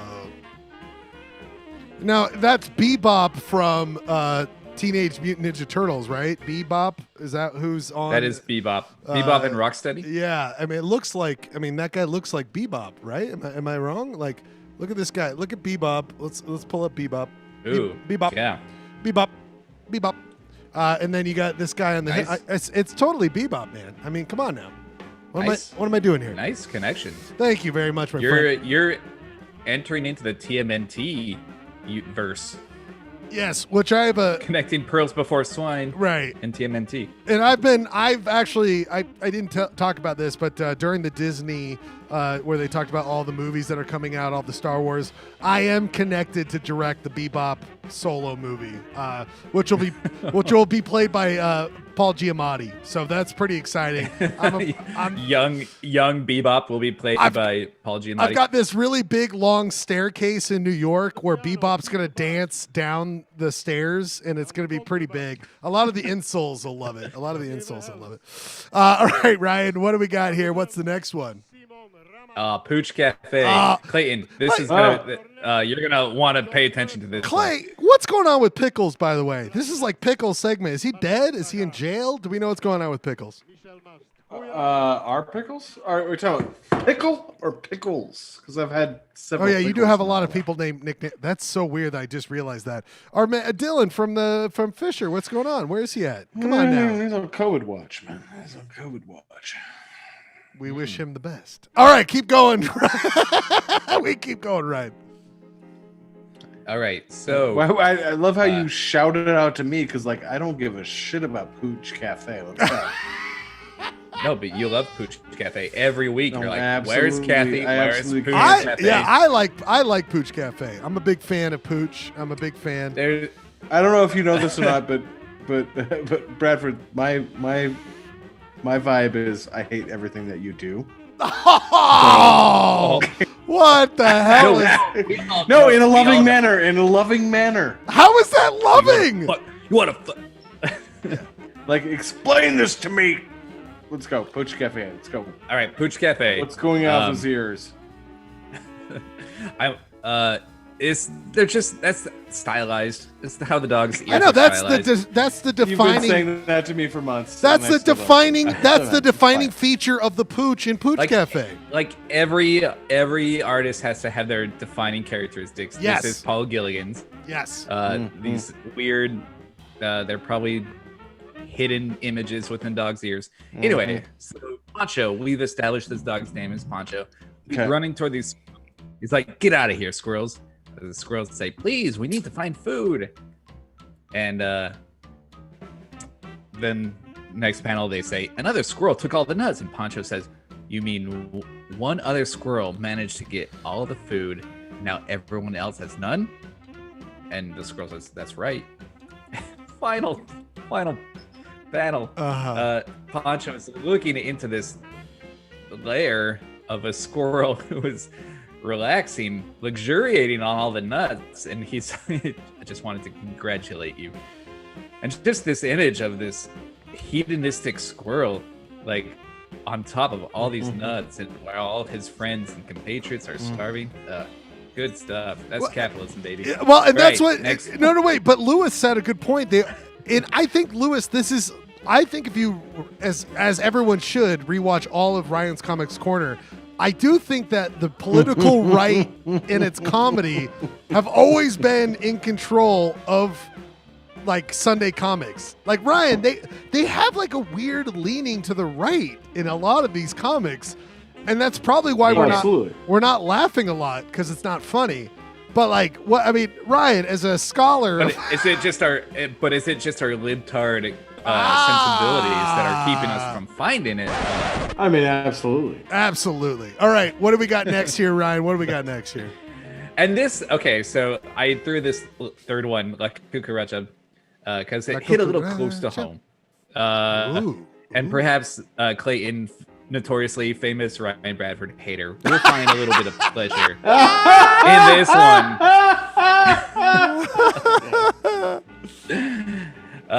So you got your main character. You got your main character. He's chatting with somebody on his computer. He's like, "Hey, Estrella, I know we haven't been talking for long, but I got you a gift." And she is saying, "Oh, Cuco, you shouldn't have." And he says, "It's a premium membership to my blog." And in the next panel, she is obviously unimpressed. And he goes on, "I'll double it next Christmas." And she says, "I hear next Christmas might be canceled." So anyway, this is what it's like.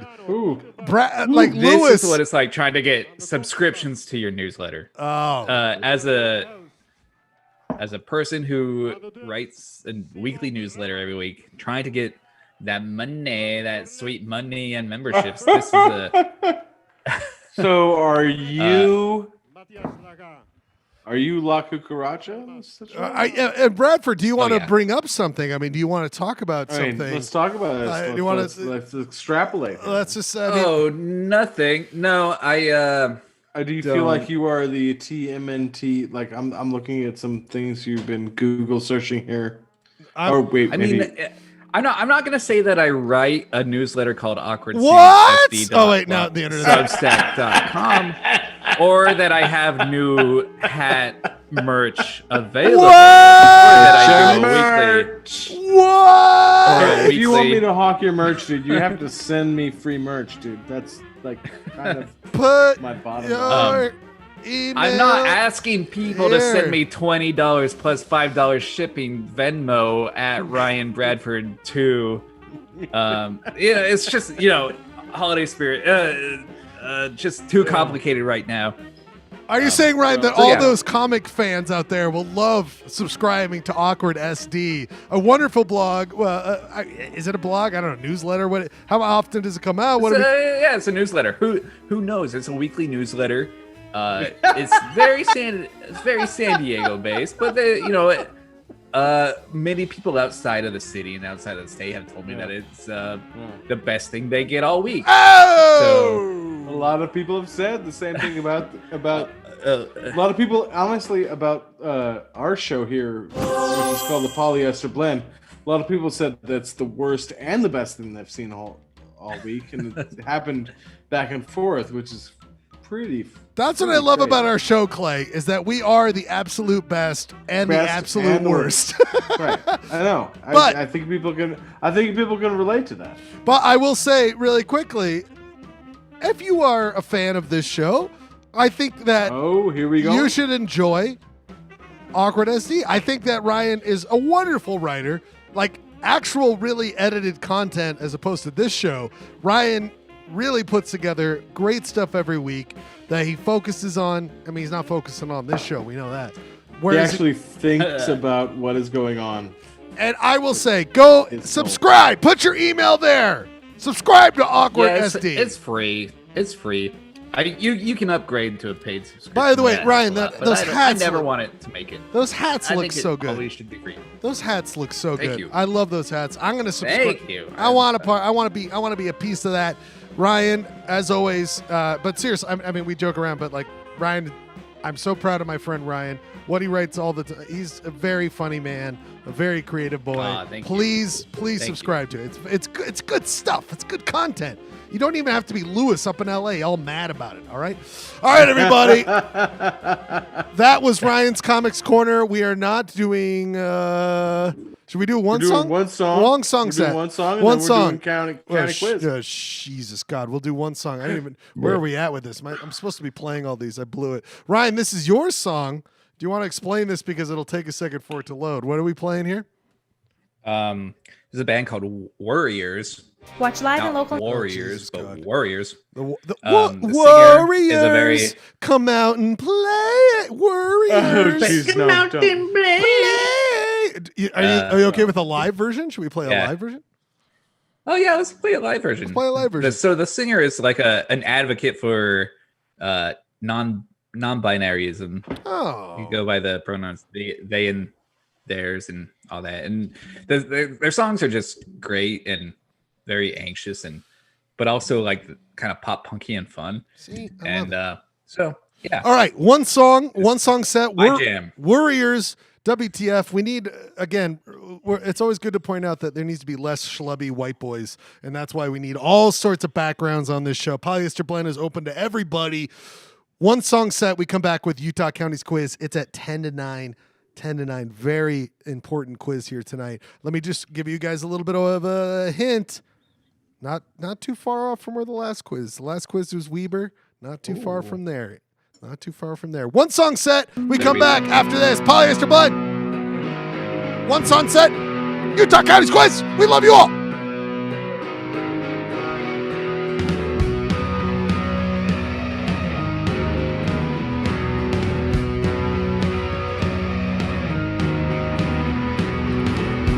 You'll feel better if you leave the house. It's too easy to be hard on yourself. Miss out on energy, you get somewhere else. You'll feel better if you leave the house, and it's only the thing you don't do that you regret. Take a step out of my head. When I'm frozen and overwhelmed, it's rational to stay here instead. Finding comfort in feeling like hell, and it's only the things you do and say that you regret. Set no alarm 'cause I'm totally guaranteed to wake to my chest beating for miles ahead of me. I awake and sleep escapes me, breathing through an infinite hum of anxiety. Take my mind off of things, deep breath for things you can't control. But times are good at holding a grudge. For times you use self-care as a crutch, and it's only the things you do and say that I regret. Set no alarm 'cause I am totally guaranteed to wake to my chest beating for miles ahead of me. I awake and sleep escapes me, breathing through an infinite hum of anxiety. Set no alarm 'cause I am totally guaranteed to wake to my chest beating for miles ahead of me. I awake and sleep escapes me, breathing through an infinite hum of anxiety.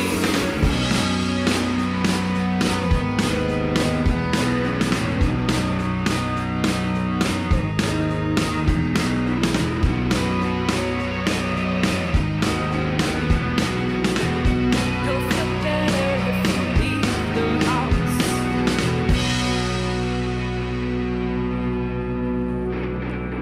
One song set.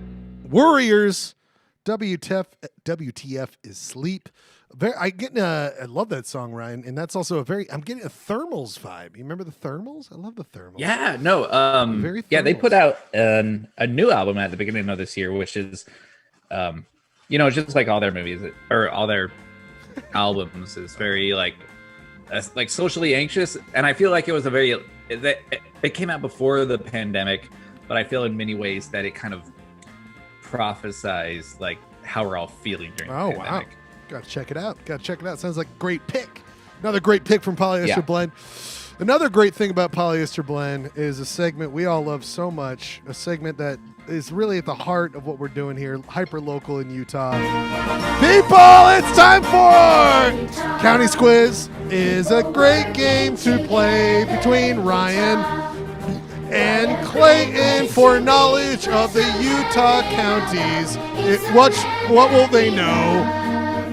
I write the questions. People, it's time for Utah County's Quiz. Utah County's Quiz, the game where Ryan and Clay go head to head. We're going through all 29 of the Utah counties. This is a great one. I did some work on this one. Very excited about it. But let me tell you this. We're in the final 10 stretch. We're going to do all 29 counties except Salt Lake County because one person is a part of that county that we have to worry about. So I did have an epiphany the other day, and the final quiz will be amazing. I had an epiphany. I know what I'm doing. I mean, it's not going to be that great, but I will really very excited about it. All right. This is like when they're like, yeah, we know the final arc for Lost. So, Everybody in Utah counties is in purgatory. That's the most beautiful part about this whole thing. No, it's not going to be that. But, I mean, it's probably not going to be that great. But what I want to do here, Ryan, you have been making an amazing push. You have really been doing a push here. And you could really tie it up here. Well, you could tie it up tonight if you win this Utah County's quiz. Clayton, are you feeling good? Are you feeling all right? Are you scared, Clayton? Are you scared? I see you chugging that gin Ricky very, very heavily. Clay, microphone, please. I'm not scared. I'm not afraid anymore. I'm not afraid anymore. Of your people. So I'm actually not scared. I think I'll be fine. I think when everything is counted, when all the chips are on the table, I'll be just fine. Well, let's hope so, my friend. Let's hope so, because it is kind of embarrassing that it's gotten this close, though, right? The truth will win out. Well, no, it's not so embarrassing because I know that certain moves were made. Oh boy. Oh boy. It's okay. I'm not gonna be a hater.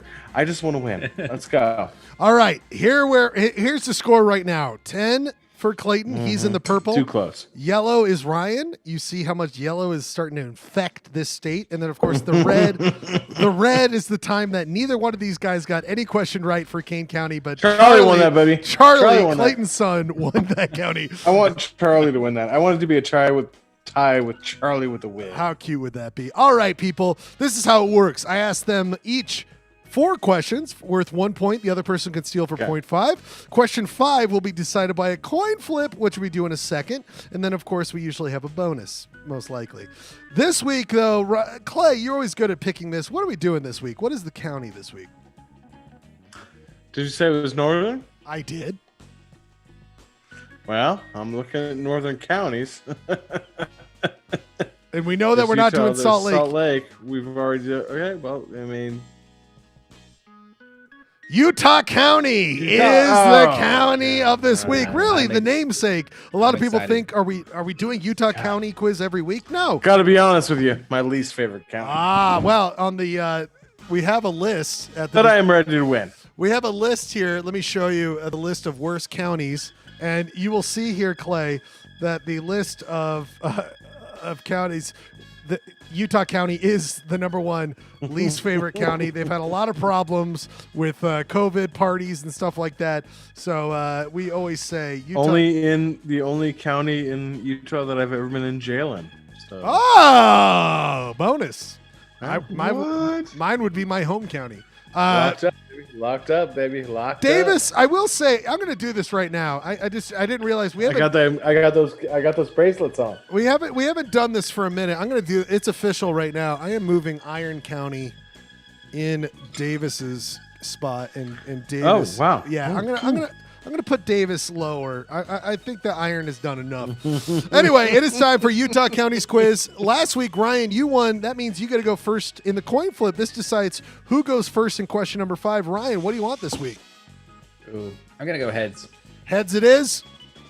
Tails Oh, it is, fuck. my friend. That means that Clayton. I think Bradford's choked on the coin toss. Yeah, the 2 coin. times. I haven't. Yeah, I got to do the tally on the coin toss. But that means the worked on coin that, toss buddy. does not mean that much. Trust me, I've won many coin tosses. A lot of loss. All right, but that will be for question number 5. Ryan, you won last week, so you go first. Ryan, my first question for you is that it's Utah County. So it's about this. It's about Utah local laws. Ryan, Utah County is very Mormon. We know this, or I should say, very Church of Jesus Christ of Latter-day Saints or whatever. Utah County is very that. Last estimated, it's 88% members of the Church of Jesus Christ of Latter-day Saints. This is most likely why it is the most northern county to have a dry city, Ryan, to have a dry city. Meaning it does not allow for the sale of alcohol. My question for you, Ryan, which Utah County city is a dry city? You've got 4 options. Is it Mapleton, B, Payson, C, Highland, or D, American Fork? Which city there's only one in Utah County that is a dry city, Ryan? Which one of those 4 is it? That's a tough one. Clayton, do you know this one? Not necessarily. All right. But also, does that give you a lot which of is interesting because there is a very select amount of cities that are dry in the state, which is interesting. I am going to go Payson, B. Payson, B. Final answer. Final answer. That is incorrect, Ryan. You do not get a full point. Clayton can steal for 0.5. Clayton, Payson is off. What is the city? I'm going to go with Mapleton, boys. Mapleton. That is no reason Mapleton should sell booze. Are you going off of any? What are you thinking here? I mean, what are your thoughts on this right now? Well, I know where Mapleton is located, and they are making plenty of money off Spanish Fork and other proximate towns selling booze. Mapleton is my answer. Mapleton is very conservative. Clay is right. He gets a little bit of knowledge there, not worth the point. But I don't think I'm going to get it right? Gentlemen, look to your screen. It looks to be that Highland is the city. Oh my god! Highland. Imagine growing up in Highland. I know. Wow. You guys know anybody from Highland? I know some people that live in Highland. I know the Highlander. He's Sean Connery before he died. Rest in peace. He was from Highland. Wait, was it him or Chris Lambert? Oh yeah, Chris. That's right, Chris Lambert. Raiden from the Mortal Kombat. Oh, movies. I got a lot of people hating on the fact that I didn't know it was Highland. God. See, I'm telling you, it's you should have known that. You should have known that. All right, everybody. The next question. This is for Clayton. Clayton for 1 full point. Ryan could steal if you get it wrong for 0.5. Clayton, my next question involves this. What is that, Clayton? What is that? That's an aerial footage of Utah Lake. That is right. Utah County is home to Utah Lake. It's actually a freshwater lake, though it is high in saline levels. It is one of the most polluted lakes. It was still being dumped with raw sewage as late as 1967. Recently, it's been known for its toxic algae bloom that can kill small animals, including dogs. Used to be home to a wide variety of endemic fish. Overfishing by early Mormon settlers and the introduction of non-native species, and plus all the pollution has really decimated the natural ecosystem of this once thriving lake. But my question isn't about that, Clayton. My question for you is, based on acres, out of the actual lakes, not reservoirs, out of the actual lakes in Utah, and this can include ones that don't fully are in Utah, lakes in Utah, where does it rank? Where does Utah Lake rank out of size? 1 through 4. Natural lakes. It's in the top 4. Natural lakes. Natural lakes, not reservoirs.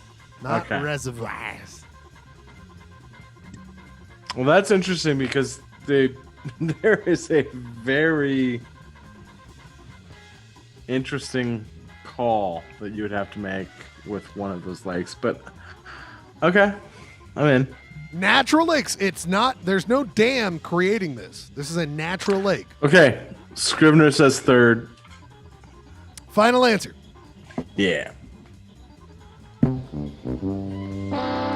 It is not the third largest lake, natural lake. Ryan, you can steal. Oh my God. You can steal. Third is off. Is it the second? Why do you say that? Because he thinks that like, Utah Lake is don't bigger than the. Because he thinks Utah Lake is bigger than Bear Lake. That's exactly what he thinks. Final answer. Yeah. I mean, I don't think it's the fourth, and obviously not the first. So here we go.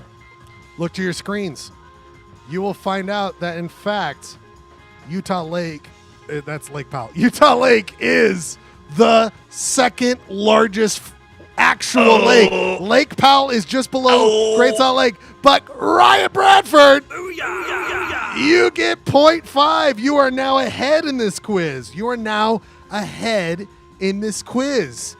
You have an opportunity right now to get. Looks like they don't teach you that in jail, Clayton. By the way, so Bear Lake is third, and then and further.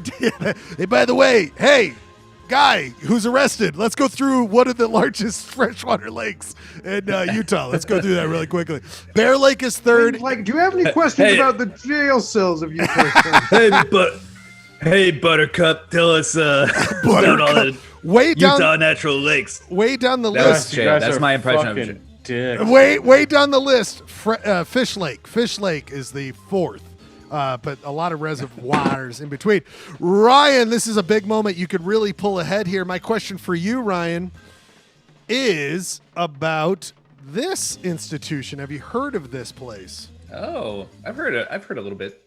So, Ryan, Brigham Young University is located in the county seat of Utah County, Provo, Utah. BYU was established in 1875, later than I thought. I didn't realize 1875. It is the mecca of LDS education. And by the way, I spelled education wrong on this. I'm noticing that. That's how educated I am.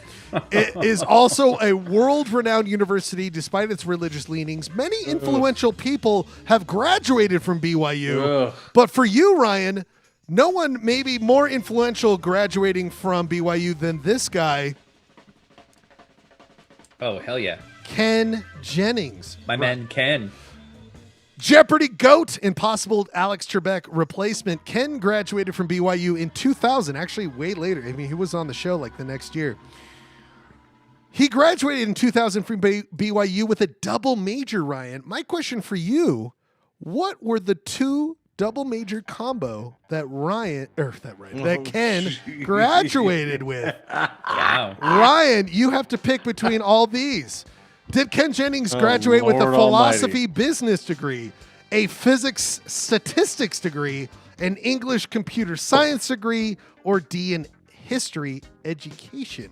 You can get 1 full point, or Clayton can steal for 0.5. Lord almighty. I am down between two. What? I think... This is a good question, Schleg. I know. Quizmaster. I'm going to go history education, D. Final answer. Final answer. Look to your screen and see nothing. Oh! Clayton, you can steal to tie it. You can steal to tie it. Yeah, I'm going to go with C. What is C? Kind of C. English computer science, please. Do you feel confident? Yeah, I do.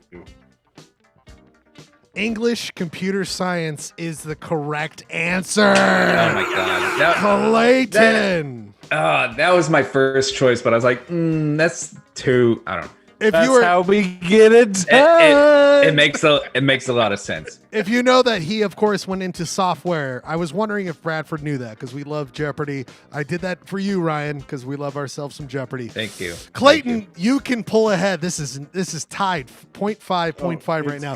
You can pull ahead. Clayton, what is on your screen right now? That looks like Provo, Utah. What do you see there though? Timpanogos, I guess. Mount Timpanogos is one of the most defining features of Utah Valley. It is named from the Timpanogos. I'm not probably pronouncing that right. It's a sect of the Shoshone. It means rock watermouth canyon. That's what Mount Timpanogos means. It sits at definitely not doing. It sits at honor. Clay, listen up. It sits at 11,000.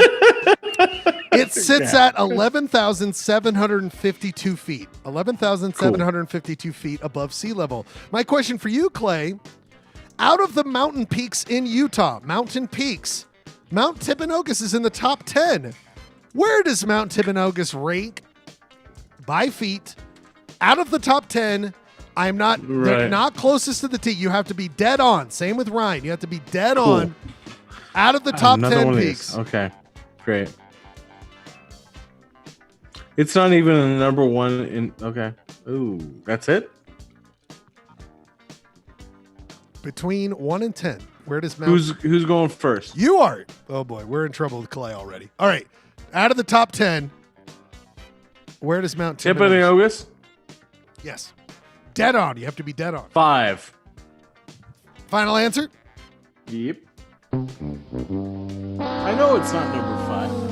Ryan, you could steal for 0.5. You can steal for 0.5 out of the top 10 peaks in Utah. 5 is off.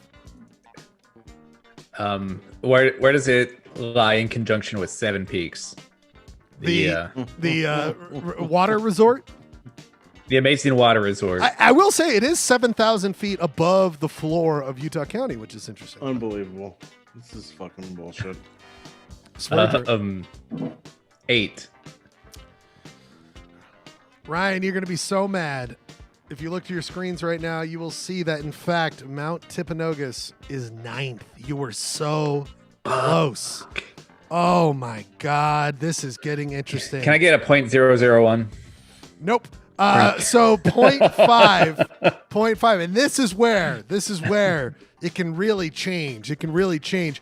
Clayton, you got the heads up, the coin toss, so you got to go first on this subject. Clay, how much do you know about this subject? I know a lot about this. In recent years, Utah County has been known for becoming home to an area called Silicon Slopes. From Wikipedia, quote, the term Silicon Slopes is a brainchild of Josh James, the founder of Domo. I don't know. The purpose of creating a branding campaign to promote Utah's growing tech community. The nickname is, of course, derived from Silicon Valley. This is one of the many of the area. There's actually a lot of places that use Silicon as a note for its tech industry. Months ago, we made fun of the branding of Silicon Slopes. They have a YouTube page. We actually get more viewers. I know that's shocking, but we do get more viewers than them. My question for you, Clay, according to Wikipedia, what decade did the first business connected to Silicon Slopes begin? So the first of what would become Silicon Slopes, what decade did it first start? I give you 4 options. Was it the 60s, 70s, 80s, or 90s? So what I'm going to do here. You could pull ahead.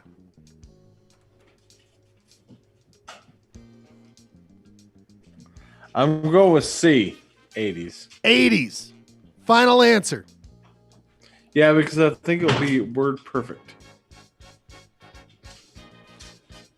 Clayton, I'm going to give you 0.001, but you, in fact, are Because you named the company. You named the company. So you do get a little bit. Clay. Ryan, you can steal for 0.5 and pull ahead. Side note, when I was working Well, I the just polls, basically gave had... it to him, dude. Jesus Christ. How'd you give it to him? Clay, we have one more question. We have one more question, Clay. Never. I'm going to go A, 1960s. 1960s? Yeah. Final answer. Final answer. Please look to your screen. Utah tech scene started with WordPerfect and Novell in 1979. Fuck. What's sad is that Clay was 1 year off. That's why I give him 0.001. Clay, are you still there? Did you leave the show? Are you still going to be a part of the show? Or he knew what he was basing his answer on. Oh, man. And I probably would have thought, WordPerfect started early 80s. 79, that's a rough one to miss. That's a rough one to miss. We are at... He stormed off in anger. Well, he also looked like he was pushing a button right before he. I know. I saw that too. Don't think that didn't go unnoticed. It would be helpful if Clay. And by the way, we're not even at 11 o'clock yet. If Clay could be a part of the show, because we have one more question, would be very helpful if he could. Let me give him a ring. Let's do a live call to Clayton right now and see if he answers. Wait, no, I don't mean to call Jeremy and Clayton.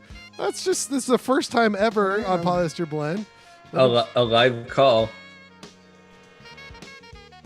Calling Clayton while he's going to the bathroom.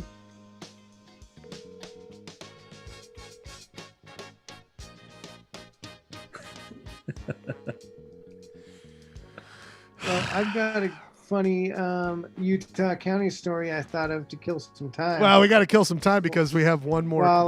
While we were talking about the dry counties, or the dry city of Highland, I was reminded of my brief stint working at the Daily Herald newspaper in Provo. But do you guys remember the spice epidemic? No. Did you guys hear about this? No, what is that? It was a drug, but it was sold as spice. I do. As? Yes. Now, sorry. Was it like bath salts? What was it? Yeah, I thought you were referring to remember when pepper became such a big deal? The spice pepper. Yeah. Do you guys remember Tulip Mania? When no, yeah. But the great time fiasco of the odd eight. There was an amusing period before it eventually got federally outlawed, I think. But while they were selling this in gas stations and you can get high off of it, and certain Utah County cities had outlawed it, but others hadn't. I remember. Yeah, I remember the whole thing. At that time, I was working at the Daily Herald, and they actually did a big a huge insert investigated story on the spice epidemic, as I like to call it. But there would be funny stories in the police blotter where it would basically just be they arrested some kids who bought it in a city where it was legal, but then they were smoking it in the city where it was illegal, and they got busted, and they're like, "No, capo, you can't do shit to us." They probably didn't say shit because even though they were doing drugs, they were still in Utah County. You can't do heck to us. This stuff's legal. And then they're like, "No, they're not in this city.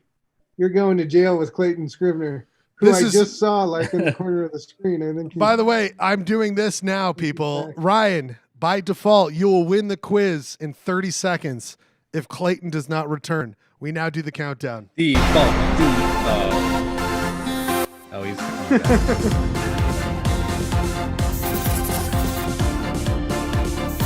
30 seconds until Clay forfeits the match. What's up? Oh, thanks for joining the show, Clay, that you've been a part of for months now. We had one final question, my friend. Why'd you leave? I went pee. Why in the middle of the quiz? These are questions we'll need to answer later. This is Sorry. Did I lose the quiz? I already thought I was out. No, buddy. Okay. We do a bonus. It is time for the bonus question, everybody. Price is Right style. Do I still have a chance? Yes! You left when you're tied, you idiot. Fantastic. The Fantastic. fuck? And you missed the detail that WordPerfect started in 79. Yeah, It was 79. Like a year off. But And then you guys, I do you stalled understand- by telling a random story about you. About Spice. Thank you. Clay. Thank you. I am forever indebted to you. All right, really quickly, Clay, before we go to a 2-song break, we come back with the Limp Bizkit crew. Utah County, this is a Price is Right, okay? It's tied. Clay, you left when it was tied for the win. For the win. Utah County is special. This is Price is Right, okay? Utah County is special in the state of Utah that it is the only county named after Utah State. My question for both of you, Price is Right style. How many states have a county that shares the same name as the state it's in? Okay? How many states have a county that they share the same name? Christ. Price is Right. Price is Right style. Is this How the most? closely was everyone watching their election results, county by county? By the way, last month? the answer was referenced to a textbook called American Counties, Jeremy, and I wanted to buy it. It's a textbook, so it's like $300. I'm like, yeah, no, I'm not going to buy that. But you know how much I want to read a book called American Counties, just about counties? How many pages in that baby? It's a big boy. It's a big boy. It's a big boy. I would say what is 5? Okay, Ryan? I'm going to go 15. Remember, it's Price is Right. Yeah. I want to take away a lot of points because he left during the quiz, and that won't be unnoticed next week. But people, if you look to your screen right now, you will see that Clayton was Price is Right style correct. There are seven Damn. counties. I'm so mad that he left and he got the quiz right. Clayton, you son of a bitch, explain yourself. I'm just trying my best to just live my life, man. That's all I'm doing here. Ryan, Here we go. I almost. The funny thing is that fact actually was written on the jail cell. Hey, one day you're going to be in a situation you're going to need to know this. And Clay was like, I will remember this. It is 7 counts. This is unbelievable. Ryan, you're not far off, but Clay has pushed ahead with 11-9. Frankly, I'm a little disappointed in the leniency that was shown to Clayton tonight. I did the 30-second. I tried Are to. you fucking kidding me with this? I tried to do a leaving timer. in the middle of the quiz. It won't be We're all unnoticed. trying to have a good time. It won't be unnoticed, Clay, that you left in the middle of that.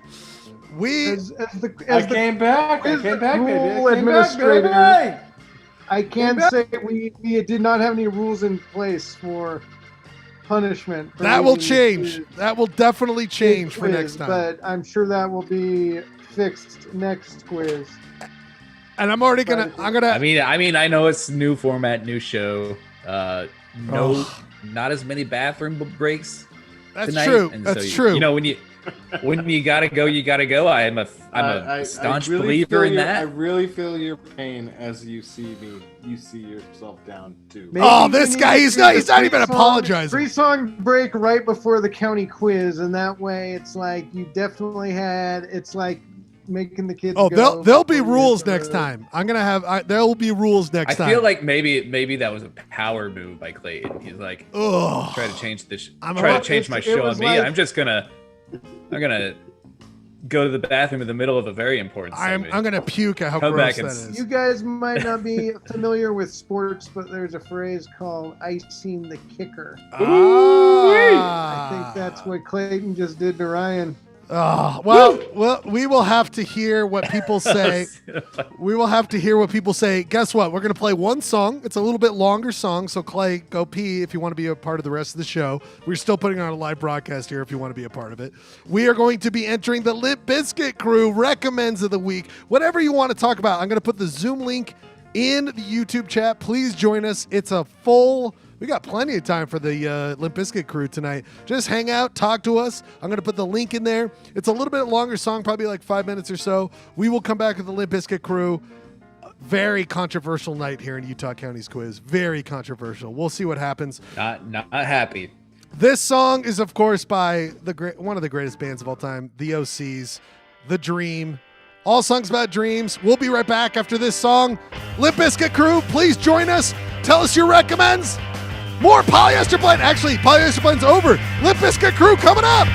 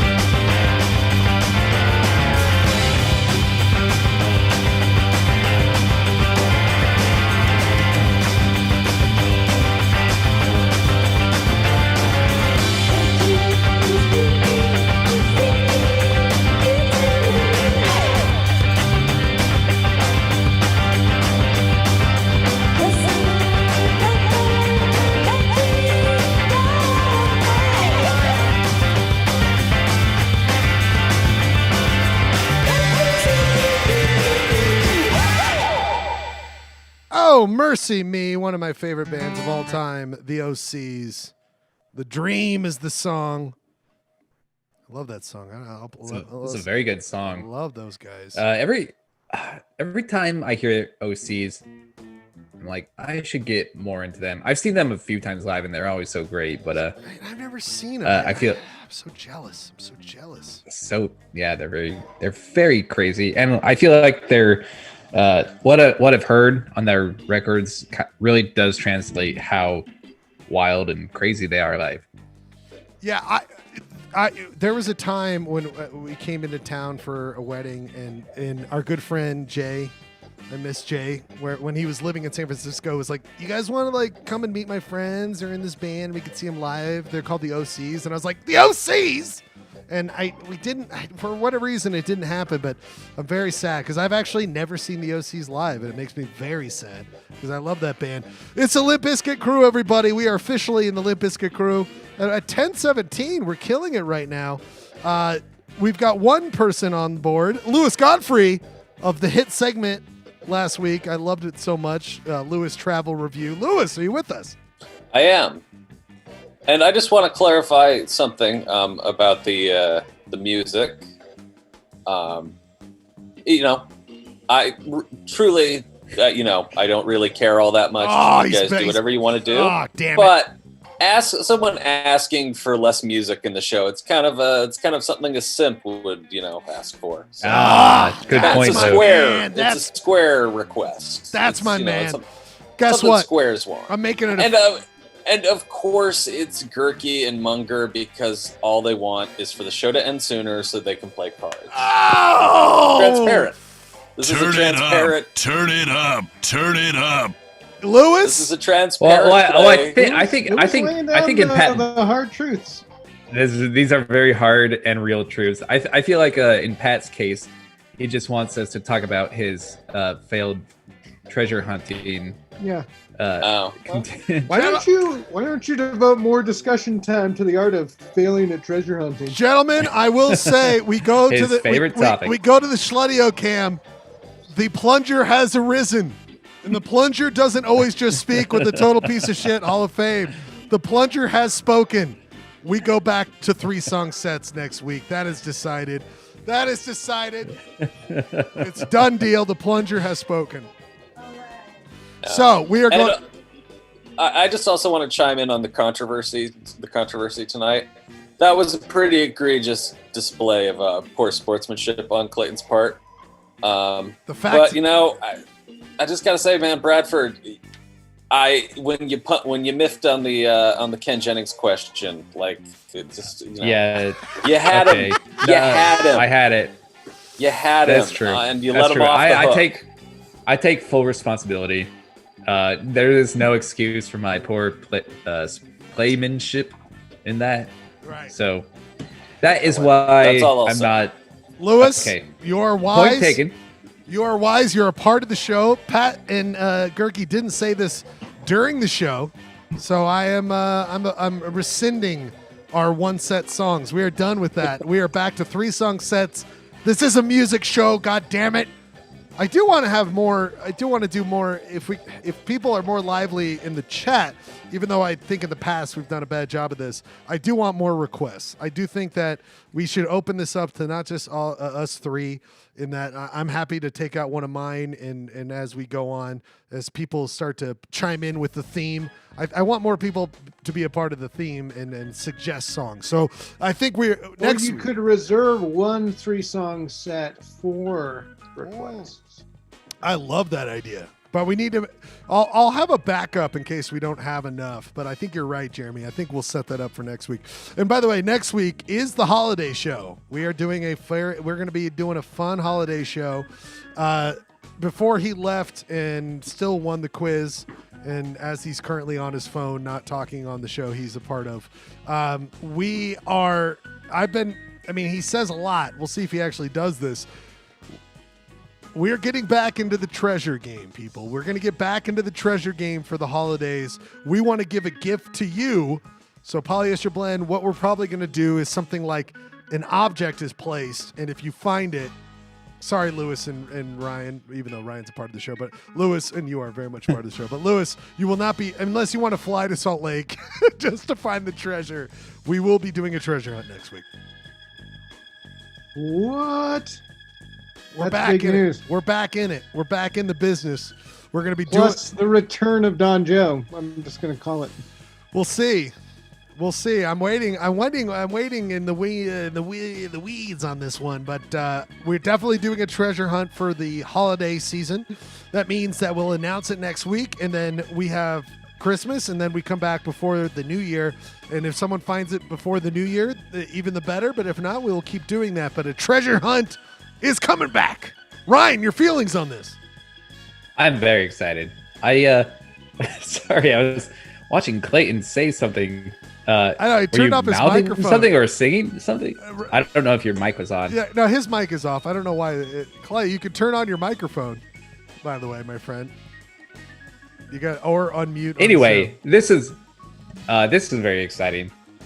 Part of the something I love at the end of the year kind of stuff. Like all this craziness going on. Clay, Sorry, I can't. Clay, I can't concentrate. Yo. What? You have it's like a racer head, but Clay, you signed up for doing a treasure hunt next week. Is that true? Yes, I will announce a treasure hunt next week. Does that mean you'll be a part of the entire show, or will you leave at some point? I do not like your presence. What you're telling me that I'm going to leave? No, I'm saying I will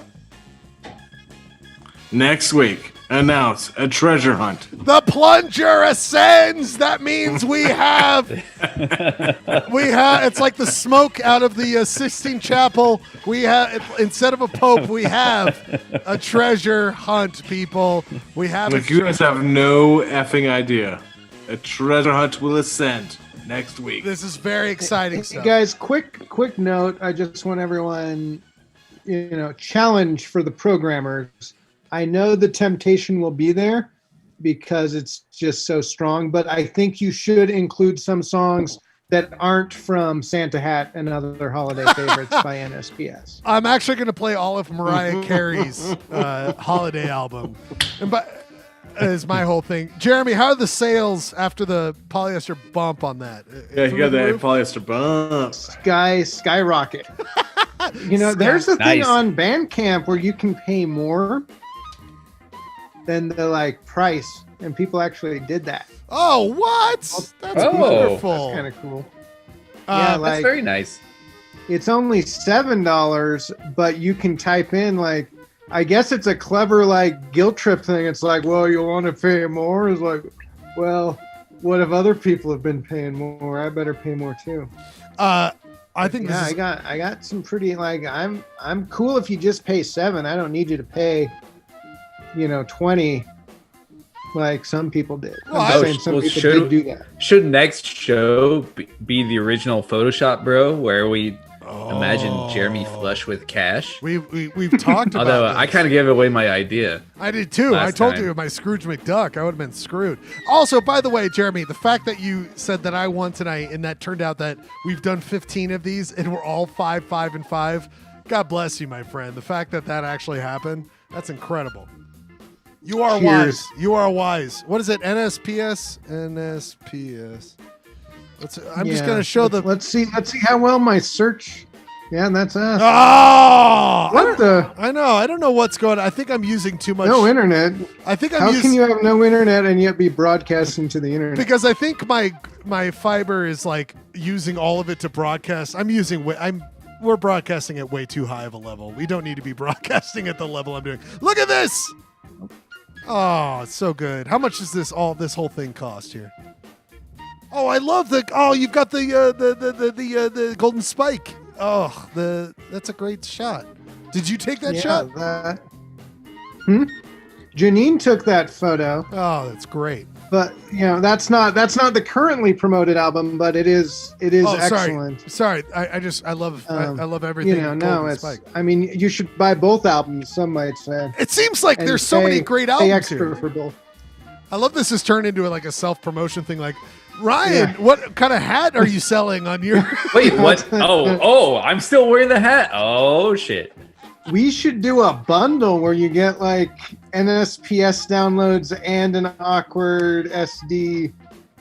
Oh my god! You know, Ryan, I would be very I would be very interested in this partnership, Jeremy. Yeah, I like. Are we Limp Bizkit right now? Hey Clay, yeah, we're doing the Limp Bizkit. Because I don't see any Limp Bizkit buddies over here, man. Well, we've got Lewis is here. We got Lewis, we got Jeremy, and we got Ryan Bradford. I mean, to be fair, Oh, I yeah, did Lewis? call them all simps. So What about? Oh, you sipping? What about? Let's play some poker. Okay, Clayton, we are actually an hour before where you think we are because we got done with the show way earlier. It's 10:27, my friend. Oh shoot! Okay, we're going. What? We're doing the Limp Bizkit Crew live. We're broadcasting Limp Bizkit Crew, so right. it's not the after hours Limp Bizkit Crew. Let's just all call it right now. This is a mulligan from Clay. This is a mulligan. Clay. No. I'm ready. Are we? Is there something at stake? Let's go. I'm ready to call it stakes. There's no stakes. We're literally just talking about a wonderful album you should purchase, the NSPS. Yeah, I mean, the best thing about this whole is that the NSPS album has been on the screen this whole time. All right, enough of that. Ryan, you put this in recommends. I want to watch this. So, Ryan, explain what your recommend is. Oh, Yes. dude. Have you guys seen The Wolf of Snow Hollow? So I don't have. Let's go. Yeah. Wait, It's Jerry, good. wait, Let's Lewis. go. How did so explain to me, Lewis and Ryan? What did this just Well, come this is out? Ryan's. No, Ryan, please. Yeah, please, go ahead. I don't want to jump on. Don't want to steal your thunder. So here. what is this? I had no idea like about this filmmaker, and this trailer kind of makes it feel like this guy's first feature, Thunder Road, was kind of like an indie smash, which I never heard of. Have But you watched it since, or have you've got to watch Thunder Road? I haven't seen Thunder Road. I just One of rented. the best. It's super cringe. His character in this movie is also very cringy, but it has this amazing funeral scene that I won't say more. Sorry, go Okay. ahead. But, Okay. Yeah. No. I was researching a list of Christmas horror movies because I was writing something for a magazine about like the best Christmas horror movies, and I saw this pop up, and I was like, well, I got to check it out. And I had no idea that it was filmed in Camas, Utah. What? It looks exactly like where we grew up, and the writing in it reminded me of something that sometimes guest Jeff Gway, frequent watchers of the Polyester Blend.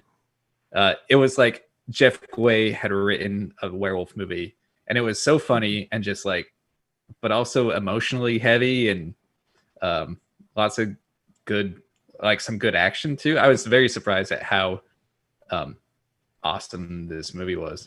I love when I zoom out on Camas. Jim Cummings is the name of the writer, director, actor, and he kind of has a way with like capturing the pathos of the most kind of annoying, cringiest people. Yeah, but like giving them like dimensions that also make them sympathetic. Like right, and I hate to use this comparison. I mean, depending on how you feel about Napoleon Dynamite, I have not seen a movie as like idiosyncratic as like Napoleon Dynamite, and the character of the cop is just like so singular and so great and funny. But it's like an R-rated. I strongly dislike Napoleon Dynamite, but I do like these films. So, but I see what you're saying. It should also be said it is the last film appearance of Robert Forrester. It was his last role. Oh, really? Oh, that Another was point I was about to make. Yes, and he's very good in it. Very good. Can I just quickly tell my Robert Forster story? Oh, wait, you have a Robert Forster story? That's if you have a Robert Forster story, you should have just like interrupted. So this was like when I first moved to LA, like the first few months I was here. So there there's a movie theater, which is obviously not open right now, but called the New Beverly, which has been there forever, but it is currently owned by Quentin Tarantino. Oh, yeah. And its I heard about claim this. to fame is it only shows movies in 35 and 16 millimeter film prints. Anyway, one night it was a double bill of something, but one of the movies on the bill was The Dawn is Dead, which is a movie from the early 70s that features a young Robert Forster. And so going in, the movie starts, and I kind of see everybody sort of turning their neck around to look like just right behind me. And I kind of turn my head, and I look, and like kind of just about right behind me is Robert Forster. Oh, man. Seeing this he had starred in 30 or 40 years ago. It was really wild. Wow, that's insane. And, he did. He and his party did kind of get up and leave early. I don't think they wanted to talk with people. They knew they were going to get mobbed. It was really wild to kind of like steal glances of this sort of venerable actor watching a movie of him from when he was a young man. And he's so funny, he's so good and funny, and he's great. Snow Hollow. Yeah, he's great. Well, all right, so it's also very like Utah based. Snow Hollow is like not only was it filmed in Utah, they made up the town, so it's Snow Hollow, Utah, and they had like Utah jokes in it. And there was part of one it joke, and I wanted to bring Janine in because she watched it with me. Hey, Janine. And Rob is joining us on the Limp Bizkit crew. There's also a murder that takes place in the Solitude parking lot, which I thought was kind of humorous. Yeah, it's either Solitude or Brighton. I couldn't remember. I wasn't so quite sure. my one qualm I'm not as is familiar with cameras. there's a moment in it, and I didn't talk to Janine about Hey, this yet either. Janine. Hi, Janine. Hey, Good to Janine. see you. But there's a moment where the character says, like, I know he was local because he said y'all. Oh yeah, I was And like, I'm like, Oh yeah, that I say Yeah. y'all, but I feel like I kind of do it as an affectation because I'm a weirdo. Like, Well, but that's not like a Utah he thing, then but- got like sort of a side eye from the deputy, and I think that was kind of like implied that it's like, what the hell are you talking about? That doesn't mean. Yeah, that was what I took away from that, but I might be wrong. could be. But yeah, that was the one thing where I was like, that's a weird. But yeah, it might have been meant as a joke because Jim Cummings does kind of put. So wait, Jeremy, when did you and Janine watch this? We literally watched it, like a few nights ago. It had been on my to watch list. We're just going through the whole list of 2020 releases that we need. Oh, yeah. So yeah, so we just watched another round. Jesus. I was. You guys which watched- is currently on the. It's not available on demand yet, except through local theaters, so you can get it through the Salt Lake Film Society and support them, and also watch it. It's Thomas Vinterberg's new film with Mads Mikkelsen, and it's about people who get special. They're kind of trying to ride like alcohol consumption to its optimum point, but then things get out of hand. So it's kind of like Polyester. I think I've lived that movie. Wait, so when did Lewis? That wasn't actually a joke. No. Not a lot from Lewis. We're gonna worry it being a joke or not. But Lewis, when did you watch this movie? Like, when did you hear about this movie? A few weeks ago, I heard about it on someone I think mentioned it on Twitter or something, and it kind of, and I saw that it had been filmed in Camas, so I was like, I should watch that. But a friend of mine, I'm remembering what he said now about it. He's like, it features, it centers on one of my most, one of my favorite archetypes, which is the useful dumbass. That's the Clayton Scribner role tonight. All right, here we go, everybody. I was a big fan of Thunder Road, so it had been on my to watch list for a while. And since it's a shorter movie, it's an easy one to squeeze in we don't have time to watch a longer one. I had no idea it was in Utah. It does upset me a little how this guy is both writer, director, and like the main actor. Wow. And he's also like a very handsome man. It's like, disgusting. So you got the talent and the looks, like disgusting. Unfair. Disgusting. Rude. Well, let's watch it. Let's watch the trailer together, you guys. So here we go. Here, I'm gonna start. You people. I'm not sorry, you guys. You people. Here we go. We have every reason to believe that this monster will show up again tonight. Oh yeah, that's some Utah shit if I've ever seen it.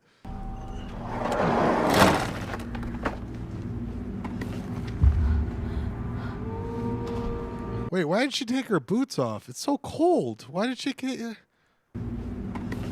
That's like switching out of her. You can't drive in snowboard boots, bro. Oh, it's sorry, snowboard boots, bro. Snowboard boots, bro. I know. I'm sorry. I don't know my bro stuff. I don't know my snow bro. I don't know my snow bro. I knew Schlegel wasn't local because he didn't say y'all and didn't know a snowboard. I'm just wondering how close this is to the Camas food town. I'm just wondering what's going on with the Camas food town. Here we go. I know. I was trying to think of what resort this was too. I think it's Solitude. And by the way, Rob is here. Hey, Rob. Good to see you, my friend. Hello. Hey, Rob. Hey, Rob. Are you excited? Rob! Look at Rob's cool background. Rob's got a weird projection thing going on. Oh yeah. It's the holidays. Is that so? When those are deer. They're probably reindeer. Wait, Rob, do you have one in your bathroom while you're using your bidet? No, that's a little ways away. Rob, is your bidet projecting this right now? Do you have a projecting bidet? Yeah, that is indeed coming from my bathroom, but I'm uncomfortable talking about it. I don't know. That is the light I don't know that helps how. sterilize my a-hole. By the way, after the water, Rob, I'm loving you've given more attention to your background. I mean, look at Ryan. I mean, he's just like, I like read books and stuff. I mean, come on, Ryan. I mean, People love the books. People like looking at the books. I love the color. I love the color arrangement of the books. All right. Enough of Ryan's books and all this. Here we go.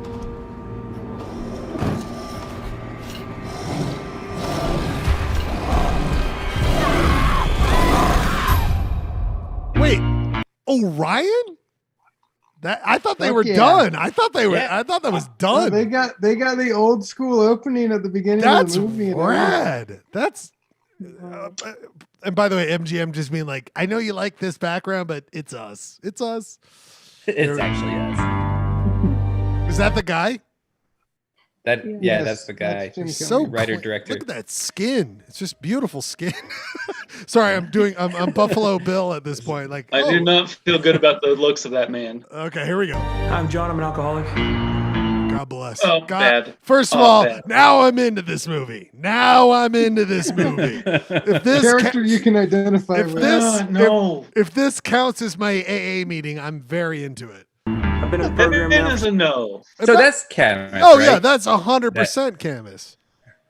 And that must be a drone shot. God damn, drone shots are looking so good these days. 6 years, sober for 3.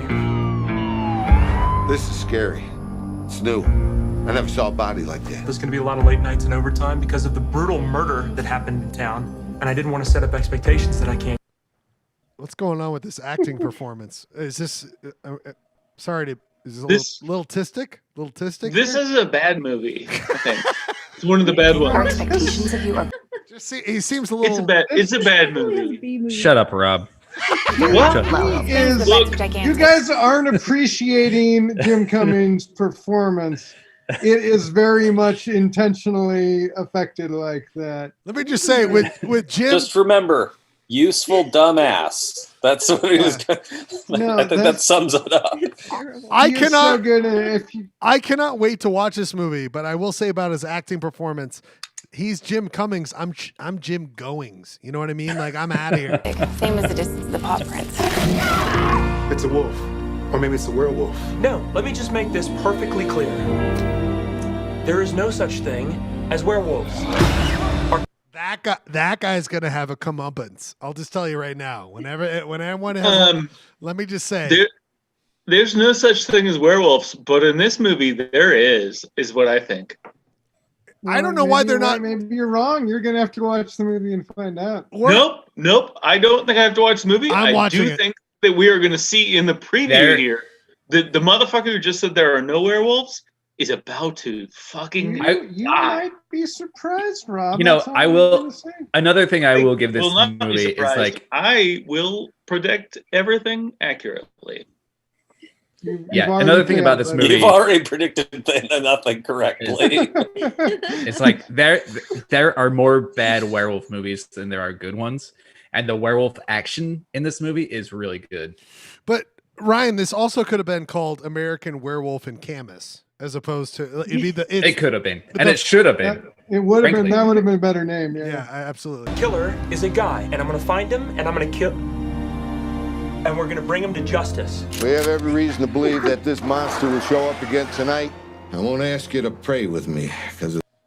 Can we all just imagine Robert Forrester getting off at the Salt Lake City airport, and then he has to take a Uber from the Salt Lake City airport, and then he's got to go to Camus, and we got to tell him, like, Robert, there's the Camus Food Town is just right down the street. It's totally fine, no big deal. Or imagine Robert Forrester like Robert eating Forster at the bought Mount food Air at the Camus Cafe. Food Town.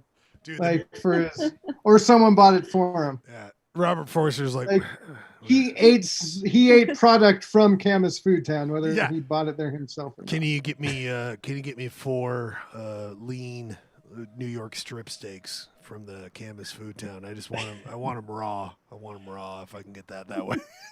Is the Camus Mount Air Cafe still a thing, or before COVID? The Mount. I thought the Mount Air Cafe was in Park City, dude, not in Camus. There was another one in Camus. Really? Well, we got an Ace. We got an Ace Hardware. We got an LDS Church. We got Mirror Lake. Maybe It looks like you're in. It looks like you're in Camus. Yeah, I don't know about the Mount Air in Camus, Ryan. Was that a dream? You're- Oh, by the way, You're definitely not in Park City. Was it? I ate some Burger Shack thing when we had a shoot up there. But Hi, my name is maybe Jeremy. I'm wrong. Hi, my name is Jeremy. Where is your Burger Shack? I am here for a shoot, and I will need to be eating a burger in 5 seconds. they did have veggie burgers. So that was Oh, good for that's me. nice. I can't There wait. is a High Mountain Cafe in Camus. Oh, Jesus. All right. We all know you're right. We all know you're right, dude. Just- Air Mountain. What? Just zoom in on Dairy Queen already. All right. We're doing it. But what's up with the shack? It's in the middle of the road. What are we doing here? We got to get this out of the road. All right. This Camus, baby.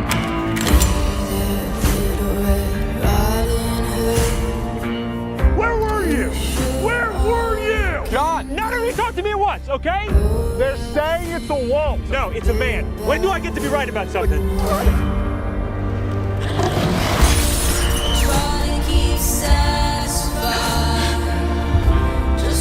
Do your job! Do your job! We all know. When will he get to be right about something? We all know the payphone in Camus like that. Just the normal. Is that a? Just at the end of the fence. There's a payphone. Us locals always use the payphone next to the drainage ditch. Like what? Y'all. It's on the unmarked road at the end of the fence. Is he performing? That's where the payphone is. Is he performing CPR on this phone? Not unlike in Short Circuit 2. Let me just get to this Circuit 2. If I could spell. Also, right. I mostly know Robert Forster from the replacement sheriff in Twin Peaks: The Return. That's like the quintessential Rob Forster to me. Have you watched that yet, Ryan? Always. Yeah, just season 3 of Twin Peaks. Yeah, always. No, I have not watched that yet. I'm very sadly There's a place behind. you can go. Oh my God, Jesus Christ! The Sorry. scene in season 3 Twin Peaks with him and Michael Cera as oh my was one of the I think a lot of people hated that part. I laughed so hard. Guys, check out TJ Maxx and Marshalls. I think they've got great stuff going on there. Damn it, this isn't the right scene. All right, we keep watching. Do your job! I am begging you!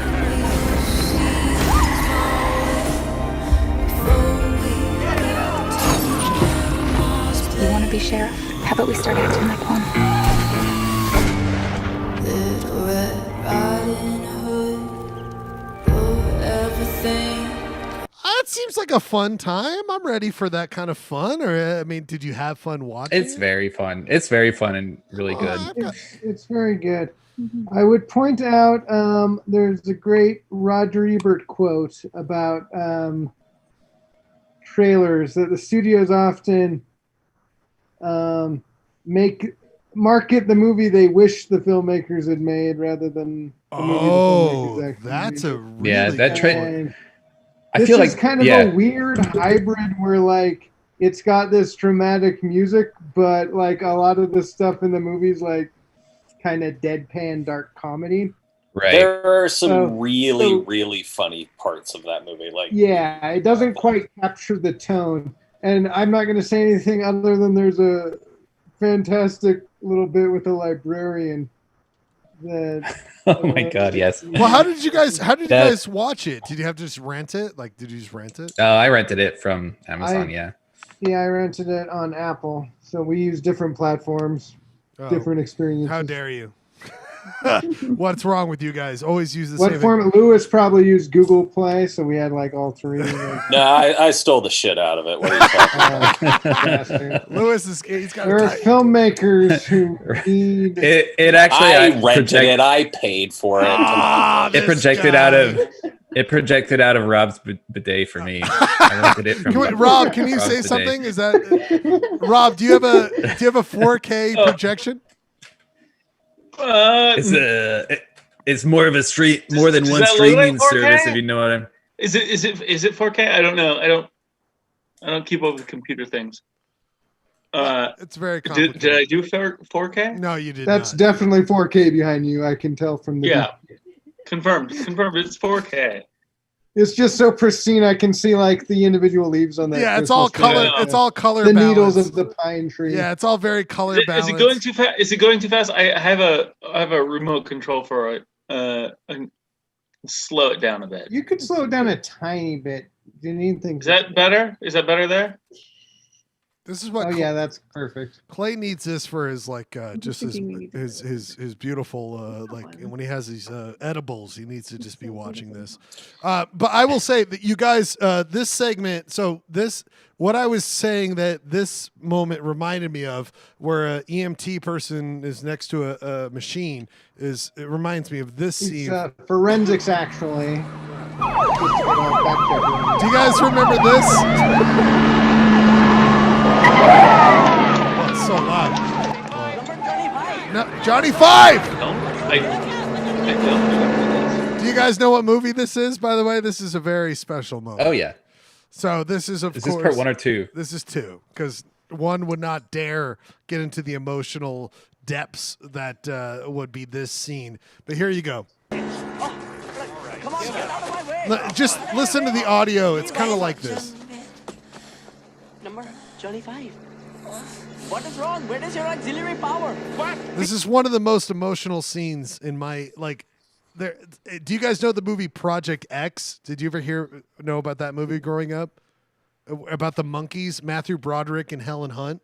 Do you guys know about this movie? Oh man, I've heard of it. Yeah. Is that the same guy from? Wait, what's the thing? Hackers. Nope.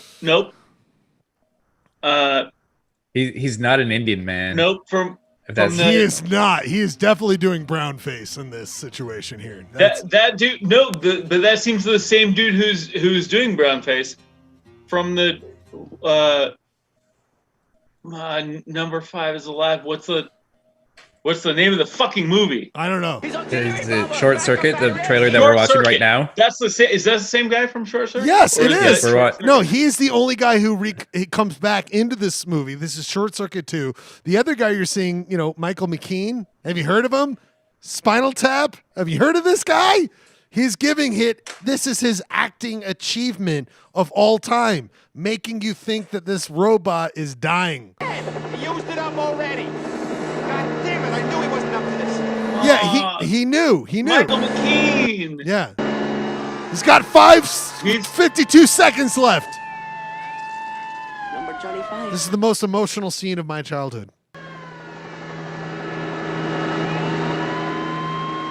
You, medical person, pay attention to your job. This guy, just like, oh, okay, you need. I've left an ambulance. Is Michael McKean now in like Good Omens? Is that the thing? I don't know what he's in now, but all I'm saying is that this. That's Michael Sheen. Michael McKean recent performance would be Better Call Saul as Saul's brother. Would be one of many. He's also in None of you guys. Good Omens. He's also in Good Omens. It's a real thing. None of you guys are pointing out. You don't know Good Omens. Not as one of the two leads. None of you guys are pointing out that a paramedic got out of his van. Not a paramedic. They have vans apparently, and he was like, "I don't know what all of you are doing. I'm just gonna grab the cardiac arrest machine." And then he's lucky that some guy's like, "Oh yeah, oh you need this? Oh okay, I'm coming over." I'm like, why did he leave that van? A van, by the way. You know, well, and it's a robot that needs the cardiac arrest machine. This guy's so rookie. He's like, "Oh yeah, okay. By the way, I'm pretty hungover. I don't know what I'm doing." Quickly! Hey, give me the defibrillator. Okay, I'm just gonna give you this medical thing. I can't be responsible for this. You just clearly you go take it because you asked for it. Okay, I got this. Okay, you want it? Okay, that's yours. Okay, that's yours. Give it to me. 3 seconds left in Johnny Five's life. Benjamin. Oh no. Oh no. No! Hey, listen, you nutcase, give me that. Hey, you nut job! I brought it over here, but Yeah. I don't want you to use it. By the way, you called me over really a couple seconds ago, and I was so happy to help you. Hey, let me bring this over to you, and then just like, what are you doing, you nutcase? Oh wait, we missed a second. By the way, he's very helpful. Very like. Give me that. Do not be touching me, sir. Is Johnny Five dead? So Johnny Five was about to die. He's on battery life. We're watching Johnny Five being dead. Yes, this is short circuit too. And are you joking about it? Should there have been a spoiler You're alert trying to warning make before this clips scene? about the death That's a very of a good point. sentient life? That's a very good point. Very good The point. power onto its topmost capacity. Get back, get back, get back. Look out. Yeah, he gets it. Number Johnny Five. Come on, Come Johnny on, Johnny Five. Johnny Five! Johnny Come Five! on, yard. Come on. Also, just you just hook those paddles up to the battery. Come on, Johnny Five. Come on. Johnny Five! Nope, it's no good. This is Michael McKean's best acting of all time. We need you to really.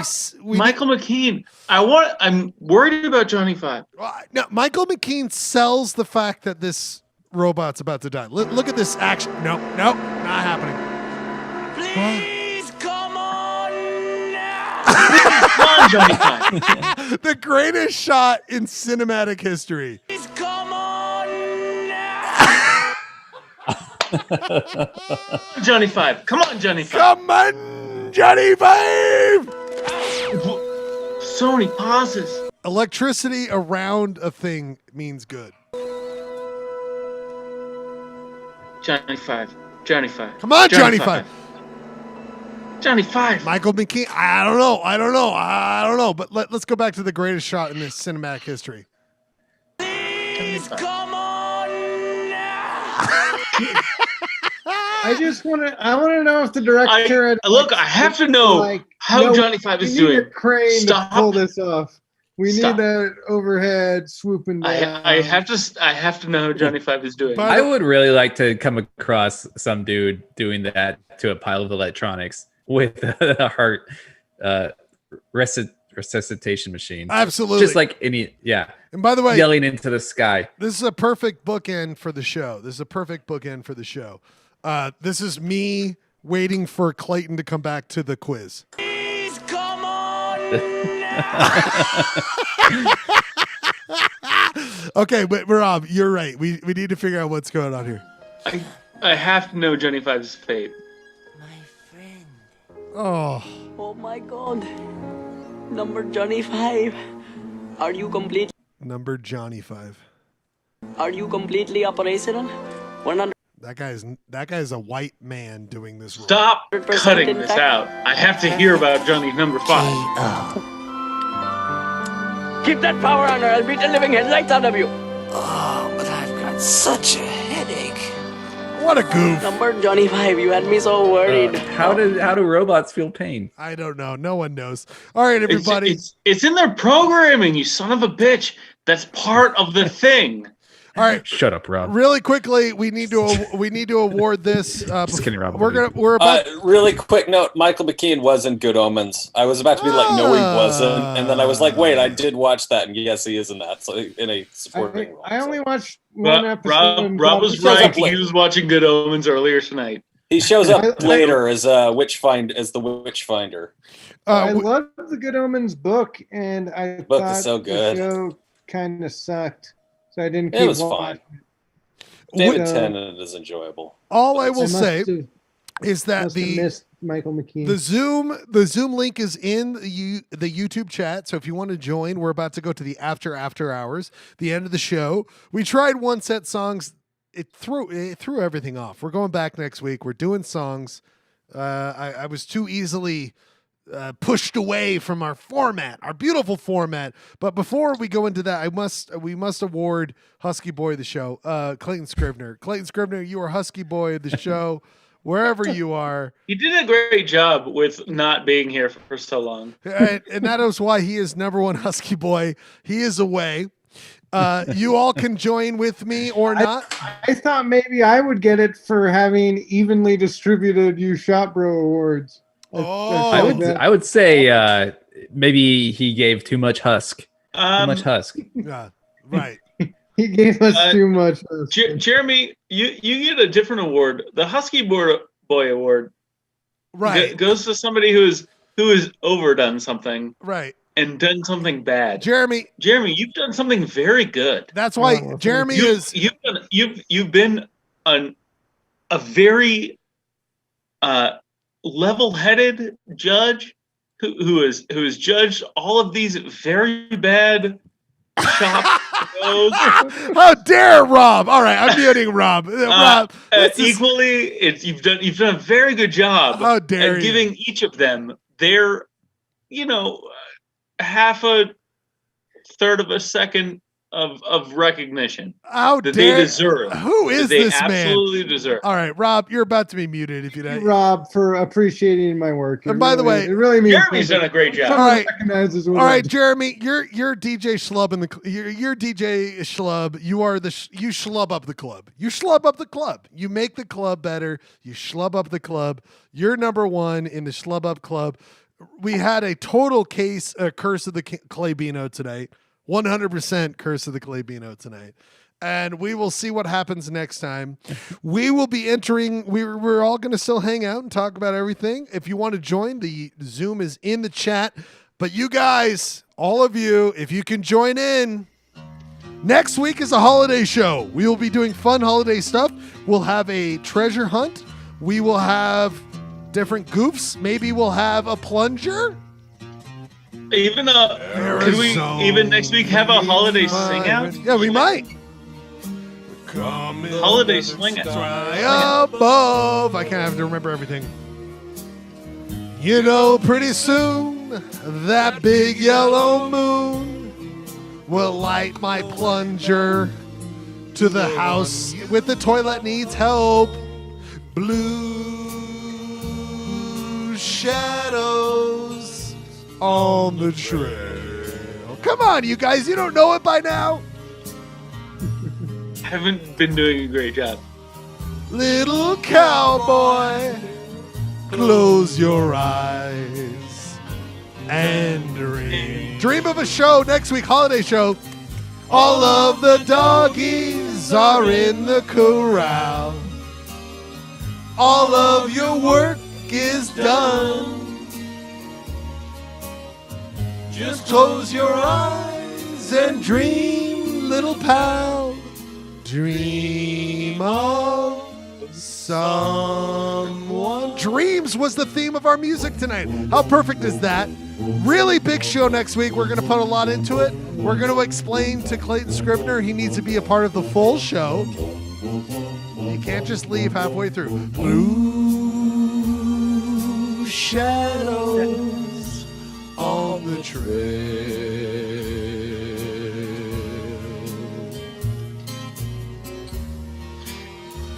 soft wind blowing from the trees